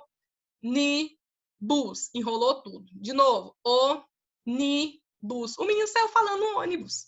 Então, às vezes, ele não sabe falar mesmo, é só falta de estímulo, né? E com a pessoa certa, na hora certa, com a leitura certa, ele vai conseguir, tá? Essas pistas visuais deixam a criança mais segura. Ela tem vontade até de fazer leitura em voz alta, né? Tem muitos... Gente, eu vou contar a história aqui desses atendimentos, depois que eu abrir esse espaço, tem história que dá para fazer um livro, viu? Então, assim... faz a criança tentar, né, pelo menos tentar fazer a leitura, caso contrário, ela não vai conseguir. Quando eles olham, vamos supor, um desenho desse aqui do ônibus, e tem a palavra ônibus, a criança, quanto mais ela é exposta à escrita, gente, mais fluente ela fica quando ela começa a ler. Por quê? Esse registro visual aqui fica gravado, né? Por isso a importância das pistas visuais. Eu trago a pista visual e embaixo o nome do objeto. Que a criança grava aquele traçado, aquele símbolo, né? Porque as letras são símbolos.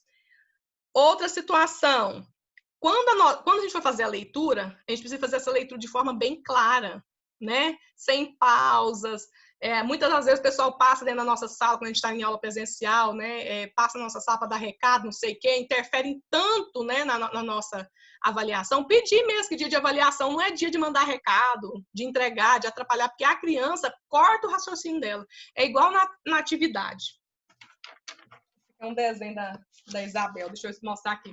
Quando eu tenho uma pergunta aqui, no final, aí ela não coube, eu coloco o resto da pergunta do lado de cá e o desenho. A criança não consegue processar essa informação. Ou você coloca outra questão que cabe inteira aqui, gente, ou você deixa esse espaço em branco e passa para o verso. Mas jamais deixa a questão quebrada. Informação aqui e atividade do lado de cá. Senão a criança não consegue processar. Ah, mas isso aí ela tinha que saber. Não, gente, a criança nasceu sabendo, não. Vamos ensinar ela primeiro, né? Para ela conseguir ficar mais segura. Então, essa é a importância da leitura, do enunciado nas avaliações da alfabetização. Além da criança se sentir mais segura, né? Quando eu dou pistas visuais, ela vai pelo menos tentar.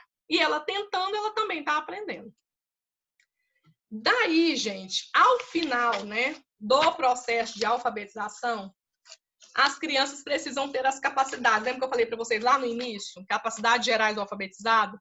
E como nós estamos no meio do ano, que a gente não costuma fazer essa avaliação diagnóstica na volta, até porque a gente já tem um parâmetro, mas depois que eu estava estudando, gente, eu falei, gente, eu acho que é um erro nosso não fazer, sabia? Eu penso que não só durante agora a pandemia e nem só no início do ano, a gente tem que fazer isso, não, acho que todo ano nós deveríamos fazer no início e no meio do ano, porque é um parâmetro para nós também, né, para a gente dar continuidade. Então, lá para o primeiro ano, ao final, definido de modo geral, o processo de alfabetização, né, a BNCC pontua 8 capacidades e habilidades do alfabetizado. Então, ele tem que compreender diferenças, né, entre escrita e outras formas gráficas. Então, o que eu tenho que fazer? Uma atividade... Não, mas o próximo eu vou falar aqui. Aí eu vou entrar nas sugestões, né? Compreender a diferença do que é escrita e um círculo. Da escrita, tem algumas atividades, você pode fazer o quê? O quadradinho e colocar letras, circule só as letras, circule só os números, circula só os desenhos. Então, ele tem que saber o que é escrita, o que são formas gráficas, o que são desenhos. Tem que dominar as convenções gráficas. O que são isso? Letras maiúsculas, minúsculas, cursiva, script, que é roteiro, né? Antigamente, quando a gente começava a alfabetizar, a gente ensinava somente o alfabeto bastão. Hoje a gente não expõe só o alfabeto bastão. Lá na BNCC está bem claro isso. A gente expõe todos os tipos de letras. Lá no quadro, o que eu faço? Todas as vezes, a Damira é um exemplo vivo disso, né, Damira? Que uma vez ela foi fazer o curso e eu estava falando isso para ela. Eu falei, olha, na minha sala tem umas crianças que já despertaram a letra cursiva. Então, tudo que eu ia fazer, tudo que eu faço lá, eu faço até agora. Eu uso muito o Paint, gente. Esse aqui, ó, o Paint. Então, tudo que eu vou fazer aqui, eu venho aqui, ó, e uso a letra cursiva também. Então, se eu vou escrever aqui meu nome, eu escrevo bastão e venho aqui, eu tenho aquela letra, acho que a maioria do pessoal tem, Mamãe que nos faz, que eu acho que é a chega mais próximo da letra cursiva. Demora um pouquinho. E aí eu venho aqui na frente, ó, e escrevo meu nome cursivo. Tá? Tudo que eu vou fazer. Então, assim, otimizo o tempo, as crianças se sentem mais confortáveis, aquelas que não estavam ainda animadas para escrever cursivo, começa a ver os colegas escrevendo cursivo, já se anima. E na atividade deles, lá para maio, mais ou menos, todos os enunciados são em letra de imprensa. Então, eles vão ter a letra de imprensa, vai ter a letra bastão e vai ter a letra cursiva. Isso lá no ao vivo, né? Quando a gente está presencial. E agora no online eu sempre uso o Paint. Deixa eu ver que tem alguém falando.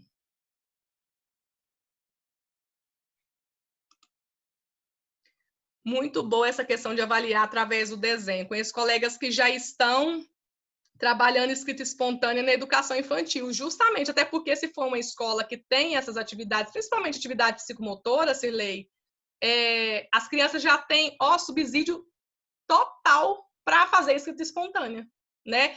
Gente, educação infantil, quando a gente fala de educação infantil e escrita espontânea, não é até 3 anos, não, tá? A gente começa com essas atividades lá para os 4, 5 anos. De 1 até 3 anos, eles têm que fazer outro tipo de atividade.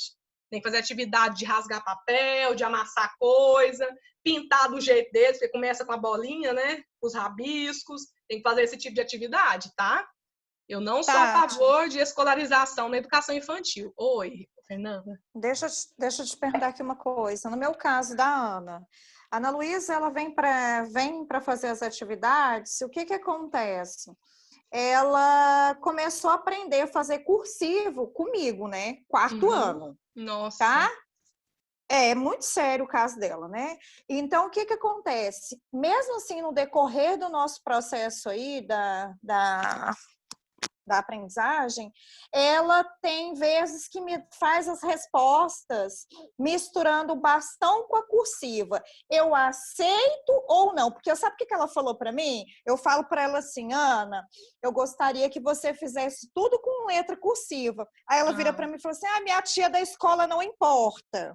Tá, aí eu separo, mostro para ela que lá é uma coisa e aqui é uma coisa. Mas, peraí, eu tô errando com ela quando eu peço para ela deixar de escrever a letra bastão misturada com a cursiva? Lógico que numa não, frase? gente. Como é Olha, que é? a letra cursiva, pelo amor de Deus, tem gente que vem com a história assim, para que letra cursiva se tudo hoje é no computador? Gente, a letra cursiva, primeiramente, para a pessoa escrever cursiva, ela tem que estar com a coordenação motora muito bem desenvolvida. Olha que habilidade bacana. Até porque esse movimento aqui de pinçar, quem faz é só ser humano, gente. Né? Você não vai ver um cachorro segurando um lápis. Vai ver um gato segurando um lápis. Então, assim, é a necessidade, né, biológica do ser humano.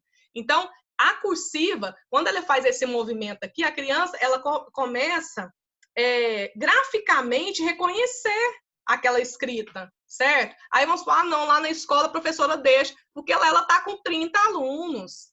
Ela tem que ensinar para os 30 alunos, ela tem que ver se o menino lá do quarto ano, ainda mais menino do quarto ano, que a maioria são bem opositores, ela tem que conseguir controlar a turma, o menino que não sabe, mais outras Ana Luísas que tem na sala, né, Fernanda?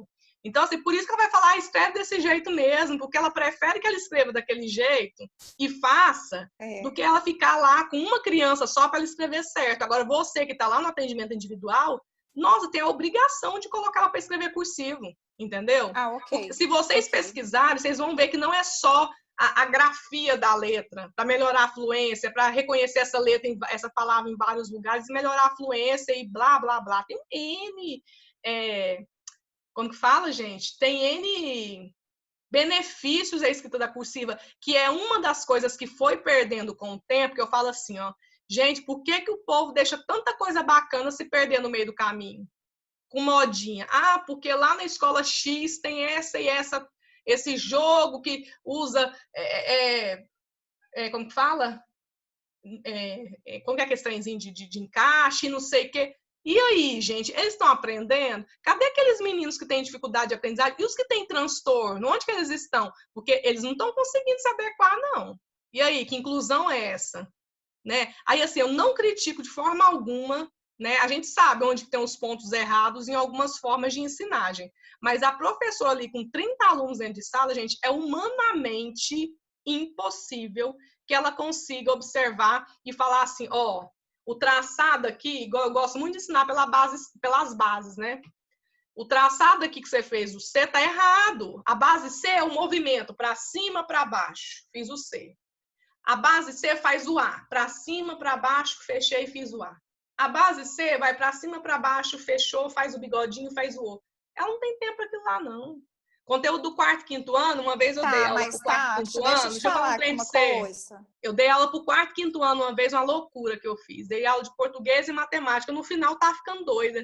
Juro pra você. Porque todos os dias eu tinha que ensinar para dar aula. Eu tinha que ensinar, não, eu tinha que estudar para dar aula. Entendeu?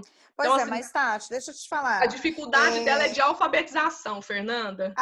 Mas eu vou te pontuar, porque eu também não vou deixar de falar aquilo que eu vejo e não me sinto em vantagem com relação a isso, não é isso. Certo. Mas se a professora recolhe, assim como eu estava na escola que eu estava lecionando esse ano, se a gente recolhe os livros para fazer correção do aluno, como que correção que é essa que está sendo feita nesses livros que você não observa como a criança está cometendo esse tipo de erro?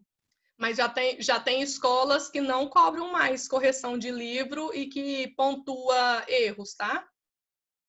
Ah, meu Deus do céu, pelo amor de Deus. Então, assim... não. Você entrou num lugar, você tem que se adequar àquelas realidades. Aí cabe o quê? A gente que consegue ver aquilo e falar, não é desse jeito, vamos fazer de outra maneira, né? Entendi. Ainda bem que temos nós para fazer essas pontuações, não deixar da maneira que tá, né?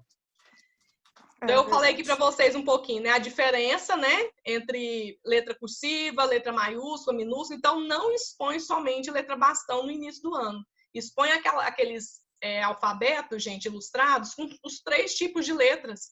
Aquilo ali é ótimo. A criança faz a relação da letra inicial com o desenho e vê todos os formatos de letra, que é muito bacana.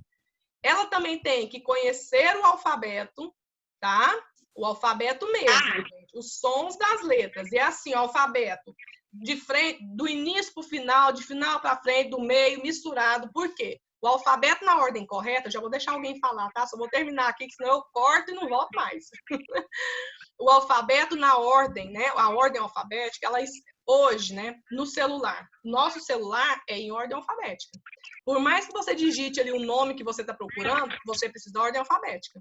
Na nossa ficha ainda, nossa chamada, ainda em ordem alfabética. Antigamente tinha lista telefônica, não sei o quê, mas tem muitas situações hoje que a gente utiliza a ordem alfabética. Por isso, a importância de também saber as letras na ordem. Mas, assim, a criança saber todo o nome de todas as letras, mas não saber o som, não quer dizer nada. Não quer dizer, mas ela sabe o alfabeto inteiro, mas não sabe juntar. Aí eu vou lá e pego, eu gosto muito de alfabeto móvel, pega as letras salpicadas e falo, que letra é essa? Não sei. Você coloca na ordem, a menina decorou. Entendeu? Então, você tem que observar se a criança decorou a sequência das letras ou se ela sabe as letras. Outra situação do alfabeto. Não adianta ficar só mostrando letra. Não adianta. Aprender a ler e escrever não é algo que a pessoa já nasce sabendo, igual falar. Ah, mas falou? Falar é diferente de aprender a ler e escrever. Ela precisa de desenvolver a capacidade de leitura e de escrita, né? Então, são trabalhos muito assim, difíceis, por isso que eu falei que precisa da pessoa que tem que ter capacidade para ensinar a ler e escrever. Tá? E por isso, hoje, gente, não tem método melhor do que o método com sons das letras. Ah, é da boquinha, é fônico, o que você quiser usar, desde que seja assim, porque as letras, elas são só símbolos. Porque, olha, se eu for escrever faca, F, eu vou escrever F. Agora, olha o som do F. Faca. Então, por isso da importância, hoje, por isso que se bate tanto na tecla hoje de mostrar os sons das letras.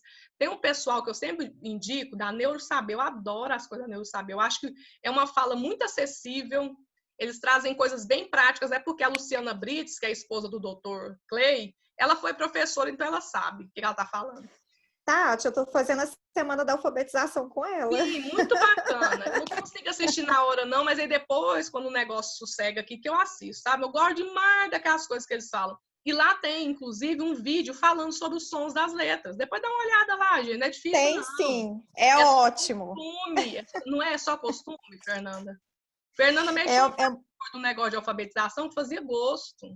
Aí ela me falando agora que tá assistindo a semana da alfabetização. Tem base? Então, vamos lá. Quem que me chamou para falar agorinha? Que eu falei, espera só eu terminar. Fui eu, Janaíne. Oi, Janaíne. Tati, a questão do alfabeto para as crianças, você falou que é a partir de 4 anos.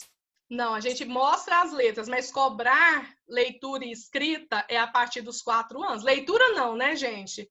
Trabalhar a consciência fonológica, trabalhar a letra inicial, aquela palavra ali é a vaca. Vai lá, pega o desenho da vaca, coloca lá, pareia, com pistas visuais. Agora, até os 3 anos, não tem necessidade nenhuma. Lógico, você pode expor, contando uma história, mostrando aqui, ó. Olha que vocês pegam uma historinha e mostram para a criança assim, ó. Era uma vez o bichadinho, como é o nome desse trenzinho aqui mesmo, gente?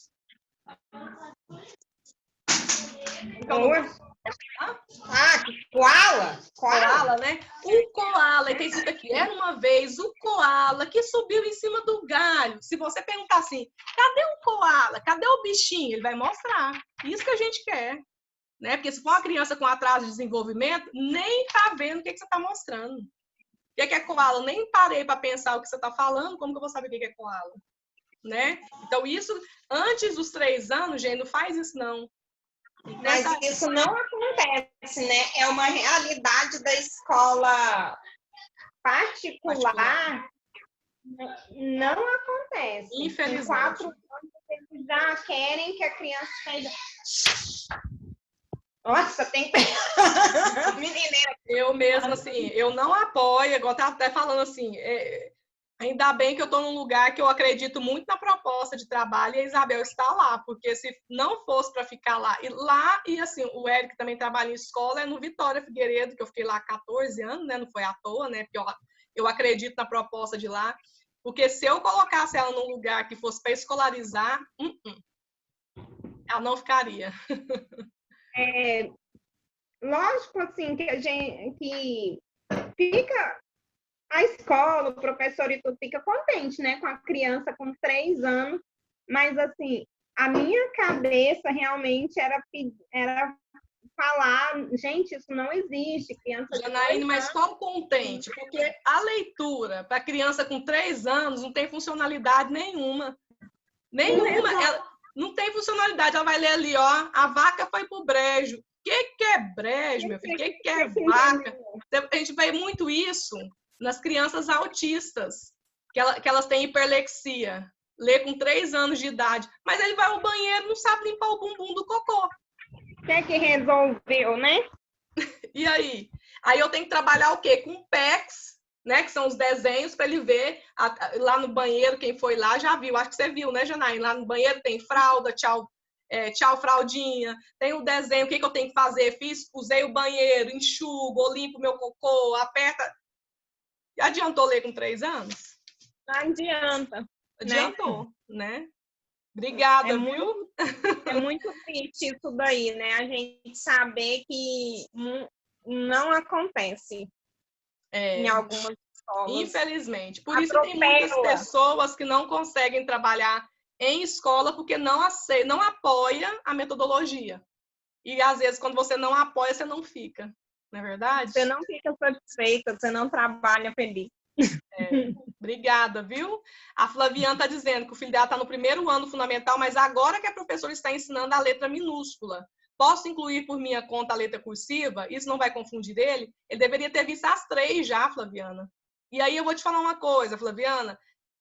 Do nada não, né? Do interesse dele mesmo, ele já começa a escrever cursivo. Você vai ver, quando você apresentar as letras, que já deveria ter sido apresentado desde o início do ano, você vai ver o tanto que ele vai desenvolver. E a letra cursiva, eu vou tentar disponibilizar os links que eu fiz para os meus alunos, né? As letras por base, mas tem na internet. Eu falo assim, se vocês quiserem, eu posso disponibilizar, porque não tem nada relacionado à escola, que a gente não pode disponibilizar nossas aulas. Então, eu que fiz aqui, por base. Se você quiser, Flaviana, você pode ensinar ele por base. Mostra as letras para ele e fala, ó, essa letra C, por exemplo, base C. Você faz o C, você faz o D, ó, tô fazendo aqui o formato. Você faz o O, tudo da base C, porque aí ele grava o movimento, né, que a mão teve que fazer para escrever aquela letra. A Damira falou, terminei o mês de junho com 90% dos meus alunos lendo e escrevendo palavras simples, pelo método dos sons das letras. A música da fumaça mesmo, ensina a boquinha que faz e o som. É um sucesso trabalhar a consciência fonológica. Eu sou suspeita de falar porque eu sou apaixonada. Quem não participou do curso de consciência fonológica que eu dei mês passado, entra lá depois, assiste. Eu acho que foi bacana, tem bastante sugestão que vocês podem utilizar com outros textos. Lá eu fiz o texto, como fala? O gato xadrez, né? Mas vocês podem usar com outros textos. Realmente, ele já me pediu. Pois é, tá vendo? A criança pede, gente. Não aguenta mais, né? Compreender a natureza alfabética do nosso sistema de escrita, o que é que eu estou escrevendo e dar pistas visuais, né? Igual eu falei para vocês, trazer um desenho, colocar a criança para encontrar a palavra, ou trazer a palavra, ler para ela quando ela não tem domínio ainda dele, trazer a imagem. Dominar as relações entre grafemas e fonemas, olha a importância. Escrita é uma coisa, som é outra, tá? Então, a grafia do F é aquele formatozinho, ó, por isso que a gente faz com tinta. Quando é bastão? Agora o som é... Isso para todas as letras, gente. 26 letras no alfabeto. 31 sons de letras. É mole? Quis nascer no Brasil, meu filho, escrever português, agora aguenta. Saber decodificar palavras em textos escritos. Então, por isso que a gente começa com a leitura de palavras simples, né?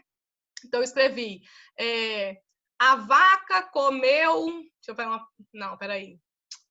A bola rolou na rua. É uma frase simples. A bola rolou na rua. Então, a criança tem que saber decodificar, saber ler, reconhecendo globalmente as palavras. Globalmente é aquela sacada rápida, porque aí eu consigo ter fluência. Tá vendo que o próximo aqui é fluência? Então, quando eu estou aqui, ó, reconhecendo globalmente as palavras, sem precisar de soletrar, olha o que acontece. Ampliar a sacada de olhar para porções maiores de texto que meras palavras, desenvolvendo assim a fluência e a rapidez na leitura. Um exemplo, né? Até coloquei aqui, o texto fatiado também, que é uma sugestão boa para trabalhar isso. Então, tá vendo aqui são essas 8. Como são 8, eu pensei o quê? Em dividir em 4 momentos. já que a gente trabalhou o primeiro semestre. Então, a gente tem que saber o quê? Os meninos agora têm que saber compreender a diferença entre as letras e as outras formas, dominar os 3 tipos de letras, conhecer o alfabeto e compreender a natureza alfabética do nosso sistema. Os meus alunos já estão aqui, ó. Faltam algumas letras do alfabeto para a gente trabalhar, mas como a gente vai fazendo leitura constante, automaticamente eles vão conhecendo outros sons, né? Então, até aqui, ó, dominando os sons e as letras, a criança até agora tem que saber.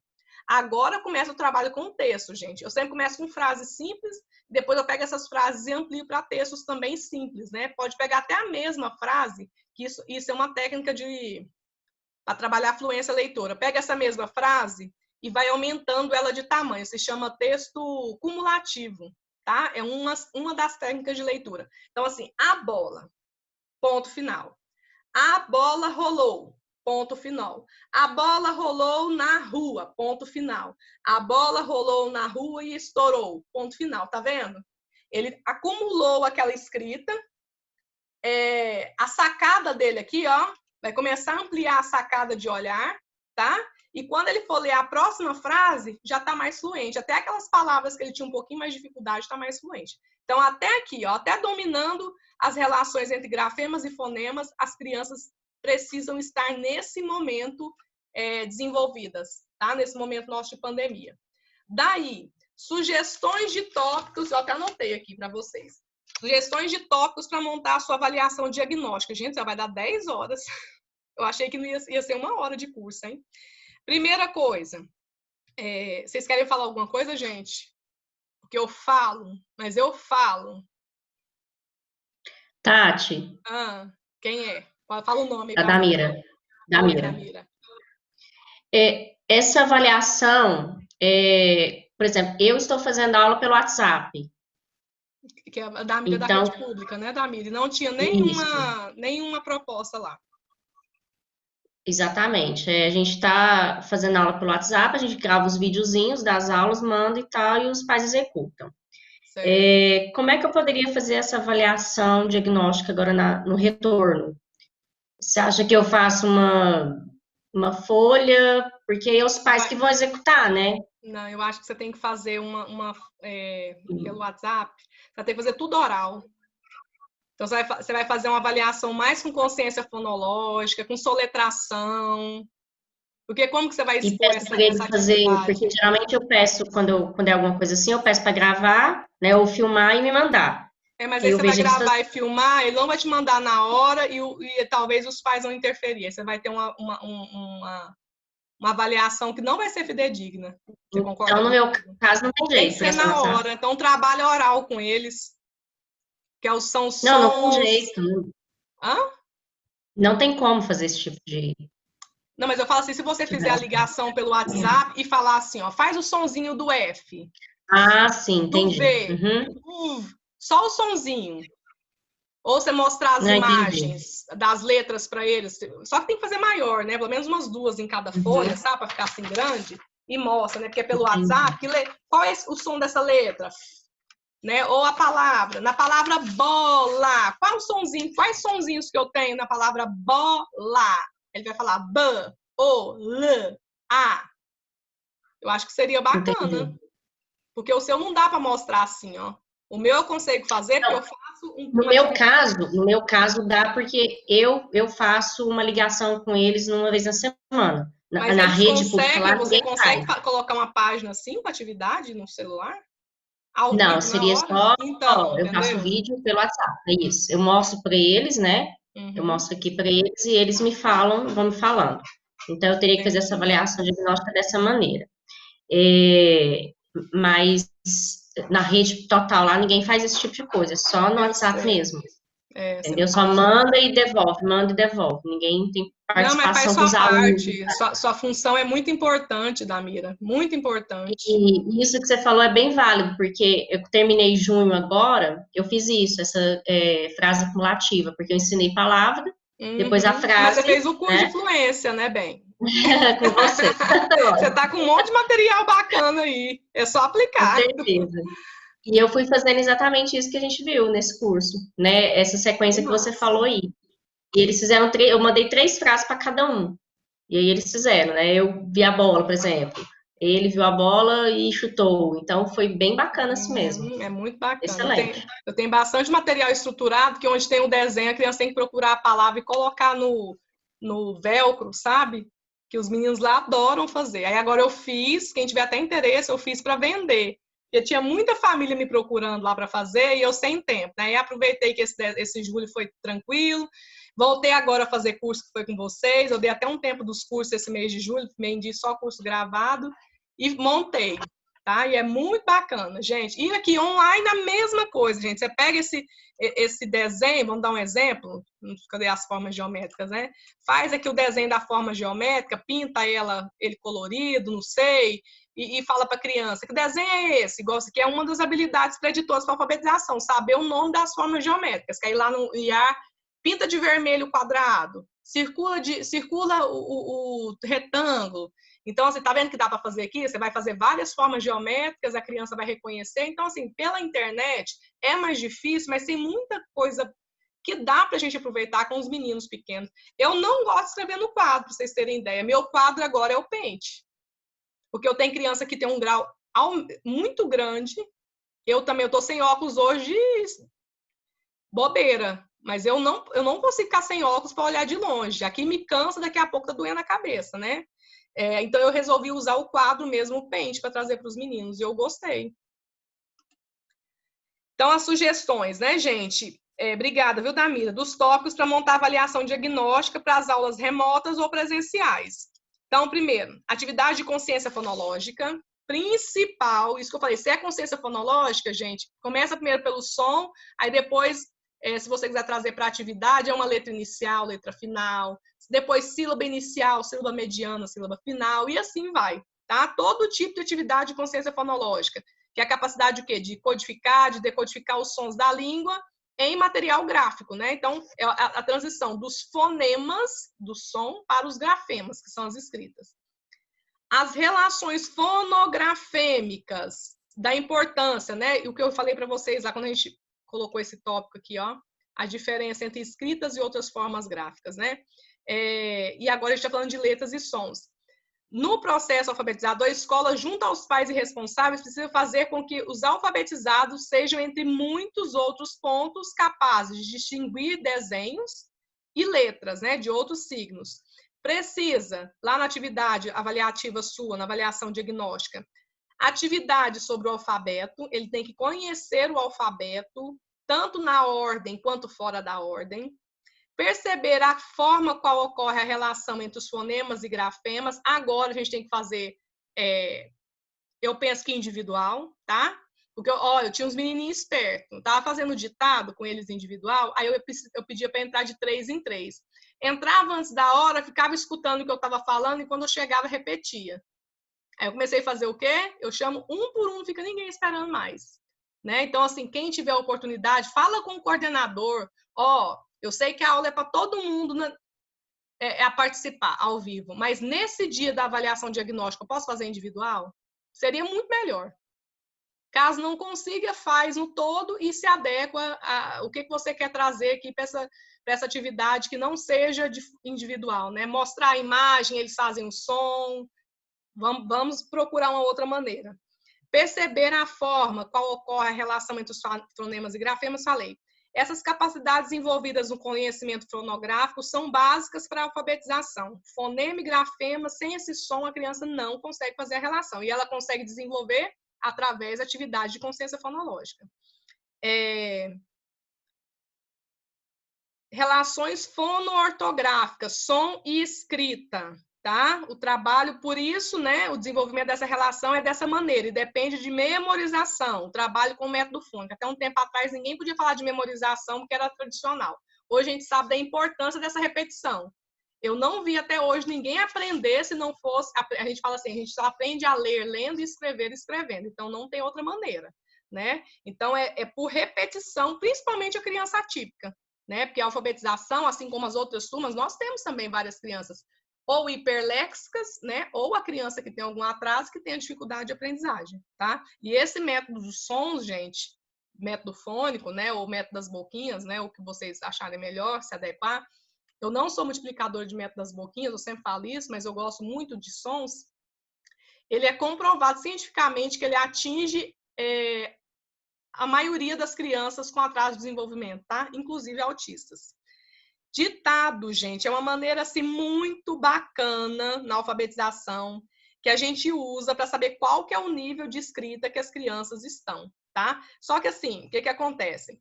Eu preciso saber primeiro da psicogênese da escrita, né? De acordo com a Emília Ferreira. Então, eu tenho que saber qual que é o nível de escrita que está cada criança. Eu tinha que ter feito isso também lá atrás, para eu saber qual foi a evolução da criança, né?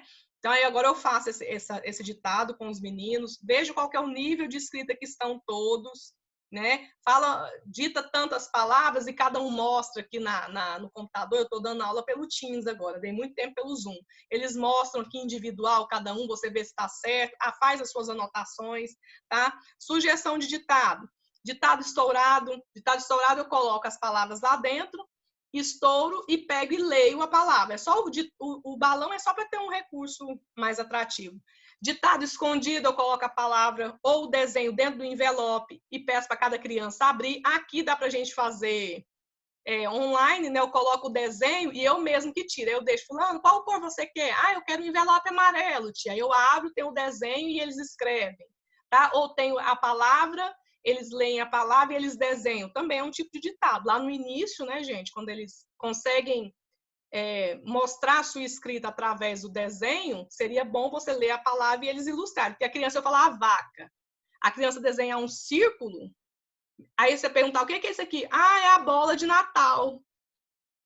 Talvez. Eu não desenho pessimamente, eu desenho horrível, não sei desenhar direito. Se eu desenhasse uma bola e eu falasse assim, não, isso aqui é a minha vaca, só que eu não sei desenhar. Aí é uma coisa. Agora eu falasse, esse aqui é o biscoito que eu comi na hora do lanche. Eu não falei pra você desenhar biscoito, entendeu? Coisinhas simples, a gente tem que ficar, ligada com esses meninos.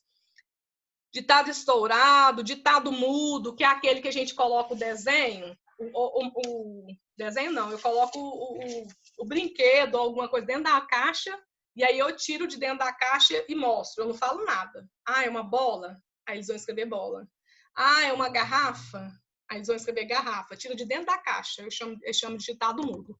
Tá? Ditado pegado, né? A gente coloca ditado doce, ditado pegado é aquele que a criança vai lá e coloca a mão, apaga a palavra, ou apaga o desenho e eles escrevem. Ditado doce, eu coloco palavras no doce, mas agora não tem jeito, mas eu posso fazer o doce aqui como fala? No pente.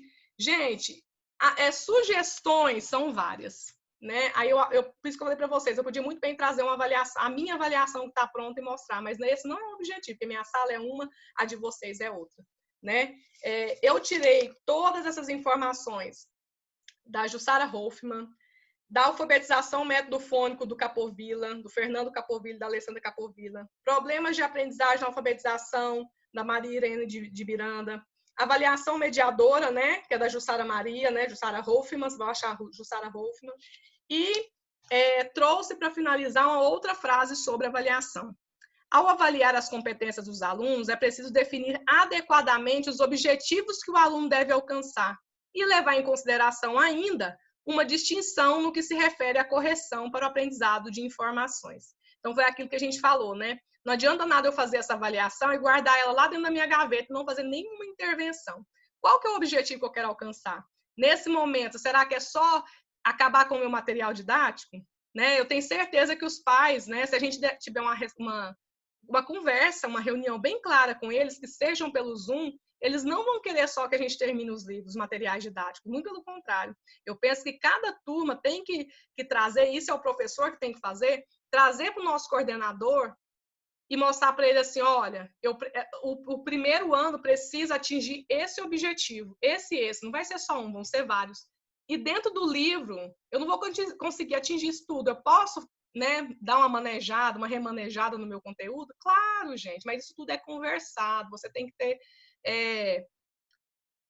como que fala? Explicações fidedignas, comprovadas que isso funciona. Às vezes não é maldade da pessoa que está ali, não. Ela tem que atender, o coordenador tem que atender todas as turmas, e nós atendemos só a nossa.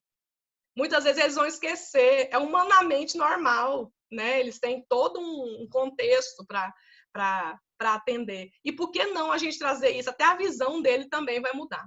Tá, gente? E eu sempre deixo, quem participa dos meus cursos, eu deixo esse momento do feedback, que é um retorno de vocês, quem quiser, quem se sentir à vontade para falar um pouquinho, né? O que achou, ou sobre o conteúdo, fiquem à vontade. Mas agora eu quero escutar vocês, hein? Só eu que falei até agora, ué. Eu, a Fernanda. Quem quer falar alguma coisa sobre o conteúdo, sobre o curso, o que vocês acharam? Fique à vontade. Tati, volta aí a imagem anterior da avaliação, porque eu estava copiando. Eu mando para vocês, uai.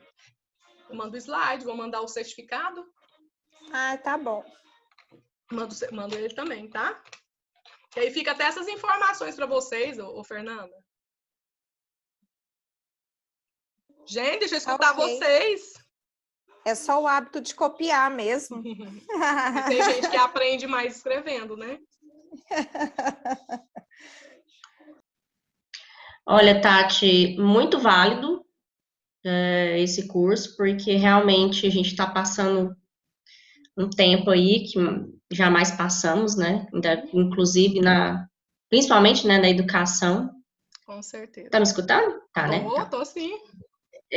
Principalmente aí na educação, que pra gente, professor, não tá sendo nada fácil. E trabalhar dessa maneira, né, tá todo mundo aí se adequando. E esse curso eu achei muito bom por causa disso. Quando a gente voltar agora, né, com certeza, foi o que você falou aí. As crianças já estão em casa de novo, né, porque é diferente das férias habituais que a gente tinha, vai ser diferente, porque ainda tem o caos instalado. Então, a gente vai voltar ainda, né, com tensão e tudo. E essa avaliação diagnóstica, pelo menos para mim, achei super importante, válida. Parabéns para você, né? Eu já fiz vários cursos seus, eu sou suspeita para falar, mas realmente seu profissionalismo. Ela ainda é minha aluna de mentoria, gente. Tem tempo que a gente não faz uma presencial, tá faltando, sei lá. Mas sim, parabéns, né, por todos os cursos que você faz e você sempre trabalha realmente no ponto que a gente precisa, isso que é importante. Igual essa avaliação diagnóstica para a gente voltar. É excelente. Eu gosto de trazer assim, a realidade mesmo, né, o Damir? Eu sempre falo assim, não, eu gosto de trazer a realidade que eu tô em sala de aula. Não adianta eu ficar inventando, falar assim, gente, faz um monte de joguinho, disponibiliza, vai entregar casa em casa, igual um monte de gente tá fazendo. Gente, a gente tem outras coisas para fazer também. Nós temos nossos afazeres, né? E ficar meio que viajando na maionese não faz sentido. Pelo menos na minha opinião, não faz, né? Não tem, né? Obrigada, o curso de alfabetização que você faz mesmo, de letramento, é bem específico também. Para quem está na área, é excelente. Ajuda aí, eu fiz um curso com você, né? No sábado, e eu estou usando ainda até hoje algumas ferramentas que você colocou lá. Então, é bastante rico. Ainda por muito tempo, né? Todo ano, se brincar. Né? Vou só falar um negócio que a Fernanda comentou aí, que ela ficou pasmada, né, dos professores às vezes não vê, faz a correção de uma criança que escreve cursivo e impressa junto e deixa passar. Sim, Fernanda. Muitos profissionais, infelizmente, fazem isso. E parabéns para todo mundo que está aqui até agora. Com certeza, porque essa que é a diferença. 10 horas da noite, é só quem faz a diferença que fica, né? Mas essa que faz a diferença para cada aluno aí, tá? Porque realmente tem, viu? Principalmente, eu sempre trabalhei na rede particular. Quando eu fui para a pública, meu Deus, eu fiquei quase louca, né, de ver os profissionais que tem e que realmente eles, né, deixam as crianças, aquilo ali não tem jeito, aquilo ali não tem jeito, e pronto, e deixa. É culpa de meio mundo de gente, né? É culpa de meio mundo de gente. Exatamente. Então, tem muito mesmo. Então, façamos a diferença. Quem está aqui faz essa diferença mesmo com os alunos e com os filhos, né? Até para os filhos a gente pode colocar isso em prática. Independente de quem esteja falando, né, Damira? Porque muitas vezes a gente, assim, tem alguns colegas nossos que você está inventando moda, todo mundo vai trabalhar demais, que você está inventando coisa, né? E aí quem fica prejudicado nessa história são as crianças. Aí hoje em dia, eu já me colocava no lugar antes de ter filho. Gente, agora que eu tenho a minha, eu fico pensando assim, meu Deus, se eu não fizer isso para o outro, sabendo que eu tenho a minha, que o outro pode ter essa visão, como que eu fui? Que ser humano que eu fui? Se eu não estou me colocando nem no lugar do outro. Eu sempre penso em fazer para mim em sala de aula, pronto. Entendeu? Porque realmente tem isso aí. Quando você fala ali num conceito de classe, alguma ideia que você tenta, já imagina que vai ser trabalho para eles. né? Se olha alguém assim, aceitar a sua ideia, alguém já vai ter problema para eles lá, trabalho para eles. Então, faça na sua sala, entendeu? Você fez o curso aqui, aprendeu? Aplica lá na sua sala, pronto. E pode ter Né? Você vai certeza ajudar que os outros colegas vão ver que deu resultado e vai te perguntar qual que é a fórmula mágica. Quem Exato, nunca? exatamente. Quem nunca? Exato. Obrigada, viu, Damira? Obrigada. A Romilda E falou é assim, interessante. muito bom o curso, sou agente de educação e isso vai me ajudar na minha função na escola. Que bacana, a agente deve ser auxiliar, né? Que aqui a gente chama de auxiliar, né? Eu acho que na rede chama de agente, é isso mesmo, Romila. Muito boa a live, eu sou professor de educação infantil, mas queria ouvir sobre alfabetização, principalmente em tempo de pandemia, Cirlei. E aí a Cirlei viu também que a alfabetização começa lá com ela, né? Lá na educação infantil, e que não pode ser feita 2 vezes, né, Cirlei? E que precisa mais ainda da sua intervenção para que chegue lá no primeiro ano, a coitada da professora não morra desmaiada. Com tanta coisa para fazer, gente do céu. Gente, juro para vocês, quem é professor de alfabetização sabe o que eu estou falando.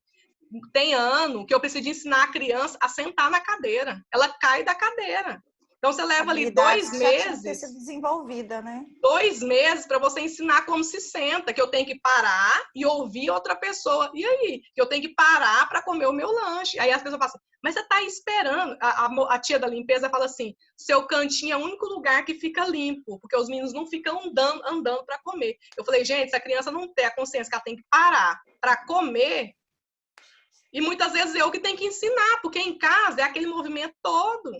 Entendeu? E não foi ensinado em casa. E se eu estou ali, a gente tem 15 minutos para ficar com eles e depois 15 para descansar. Se eu estou ali com ele, por que não ensinar, gente? O que é que custa? Né? Eu quero que ensine minha filha também, se eu não conseguir fazer isso em casa. Né? Deixa eu ver aqui outra pessoa. Flaviana, deixa eu só terminar de ler esse daqui, ô Fernanda, pode ser?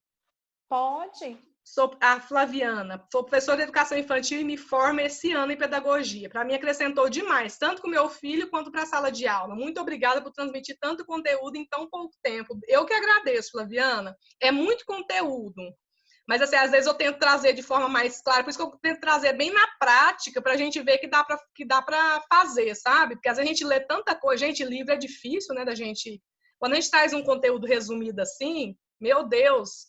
Por trás, eu falo muito com a Fernanda, com a deixa eu ver quem tá aqui, Fernanda Damira, eu falo muito com elas, assim, diariamente, né? E elas sabem o tanto que eu leio, né, para fazer esses cursos, para trazer essas informações, porque eu sei que é difícil a gente pegar um livro inteiro e tirar toda a essência. Quando a gente tem mais facilidade, é muito melhor você trazer, inclusive, em formato de curso, um curso mais rápido. Obrigada. Márcia, gratidão, amei, trabalho na PAI do Rio Grande do Sul. Eu que agradeço, Márcia. Fernanda, pode falar?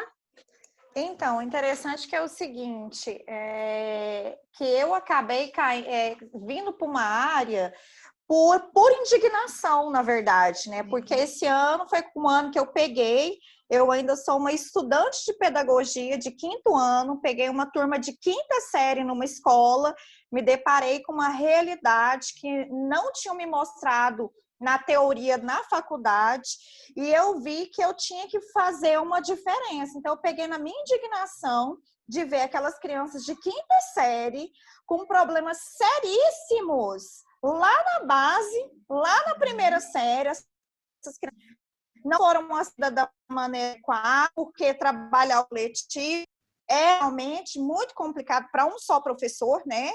E, de repente, eu fiquei no encargo de uma turma que eu vi que eu falei, gente, espera aí, eu vou começar a estudar os transtornos de aprendizagem. Então, eu fui começando a ficar muito específicas, assim como você me disse, que eu achei muito bacana essa semana, eu comentando com você, e você me falou, nossa, Fernanda, acho que você cai muito bem para essa área. Sim. Mas é muito gostoso, porque o resultado que te dá... melhor, e outra, né? Que a minha preocupação era o seguinte, que eu falei para a coordenadora, de eu ser uma professora de 5ª série, porque eu comecei a ficar frustrada pensando assim, que alunos eu vou entregar para o 6º ano? com esses alunos desse jeito. Isso Então, eu acho que o mesmo. professor tinha que pensar dessa forma, que alunos que nós estamos entregando para o próximo ano, para o próximo colega que vai gerir aquela turma, gente. E se for como Sabe? meu filho está sendo entregue para o próximo ano também, meu sobrinho, meu primo, Exatamente. meu É bem por aí, irmão, viu, gente? não é? Obrigada, viu, Tati? Eu que agradeço, gente. Meninas, tem mais alguém que quer falar alguma coisa? Eu vou fazer o certificado para vocês. Aí vocês vão fazer o seguinte, vocês não vão mandar no grupo, vocês vão mandar no meu particular, tá? Agora o nome completo, de preferência todo maiúsculo, tá? Que aí eu só copio de lá, copio certinho. O nome completo e o e-mail, tá? Que aí eu vou enviar para vocês um certificado de 3 horas, que a gente ficou quase 3 horas aqui, 2 horas e 11, né? E aí eu envio para vocês até no final dessa semana. Não vou falar o dia certo, né? Porque eu também estou atendendo. Ó, as meninas, a Lourdes e tá fazendo churrasco lá, gente, ó. Acho que elas estão fazendo churrasco e vai convidar todo mundo, mas não pode convidar, ué. Não pode convidar. E aí vocês me mandam no particular que eu vou emitir o certificado de vocês. E assim, vocês já fizeram churrasco já ou não? Já tá assada essa carne aí? Lourdes? O churrasco já tá pronto já, menina. Dá pra ele só para passar vontade em todo mundo. Então, assim, o áudio dela está mudo. Tá mudo, né? É um prazer ter vocês aqui comigo, tá? Sempre todo mês eu vou tentar fazer. Eu espero que agora, daqui pro final do ano, eu consiga novamente, mesmo com a demanda de escola, que a gente sabe que não é brinquedo, não, né? A gente não sabe o que nos reserva até o final do ano. Parece que todo ano a gente sabia, e mais uma vez foi a prova que dinheiro não manda em nada, né? A gente só precisa de ter saúde e o resto a gente dá um jeito, não é? E a Silvana esteve aqui, amei o curso, muito gratificante e proveito. Muito obrigada. Eu que agradeço, Silvana. E o que vocês precisarem, eu estou sempre à disposição. Tem cursos super bacanas, né? Eu já mandei esse mês o que a gente vai fazer. E sempre são cursos bem dessa maneira. As meninas que já participaram sabem, né? E quem já fez aqui também as lives, né? São atividades bem práticas. A gente tem que ter a teoria, tem que ter o conhecimento científico, a gente tem que saber onde que nós temos que usar. Né? Essa de leitura que as meninas já fizeram, de fluência, de diagnóstico e intervenção de dificuldade de leitura e mais outros, de alfabetização e letramento, realmente eles funcionam porque eu aplico na minha sala para trazer para vocês. Tá bom, meninas? E meu muito obrigado, boa noite, tá? Tudo de bom para vocês e ótimo retorno. Que precisar é só me chamar, tá bom? Boa noite. Obrigada. Eu vou chamar os nomes aqui: Lourdes, Janaíne, Cirlei, Cláudia, Fernanda, Flaviana, Romila, Esther, tia Denise, a Fernanda, eu fiz uma reunião na escola dela, online com os pais, foi super bacana. Camila, Márcia, Sebastiana, Paula, Damira, a Ângela, a Silvânia, muito obrigada, viu, gente? Eu vou disponibilizar aqui, a depois. outra tá no churrasco já. Tô falando pra você, só a gente tá no churrasco. Eu vou disponibilizar o link também para vocês, tá? Do curso, vou mandar o slide para vocês e o certificado essa semana, tá bom? Muito obrigada, gente. Fica com Deus, viu? Até mais. Tchau, com Deus também. Tchau. Tchau, com Deus. Tchau. Onde e o negócio que não sai logo da live. Tudo. Aí. Na aula.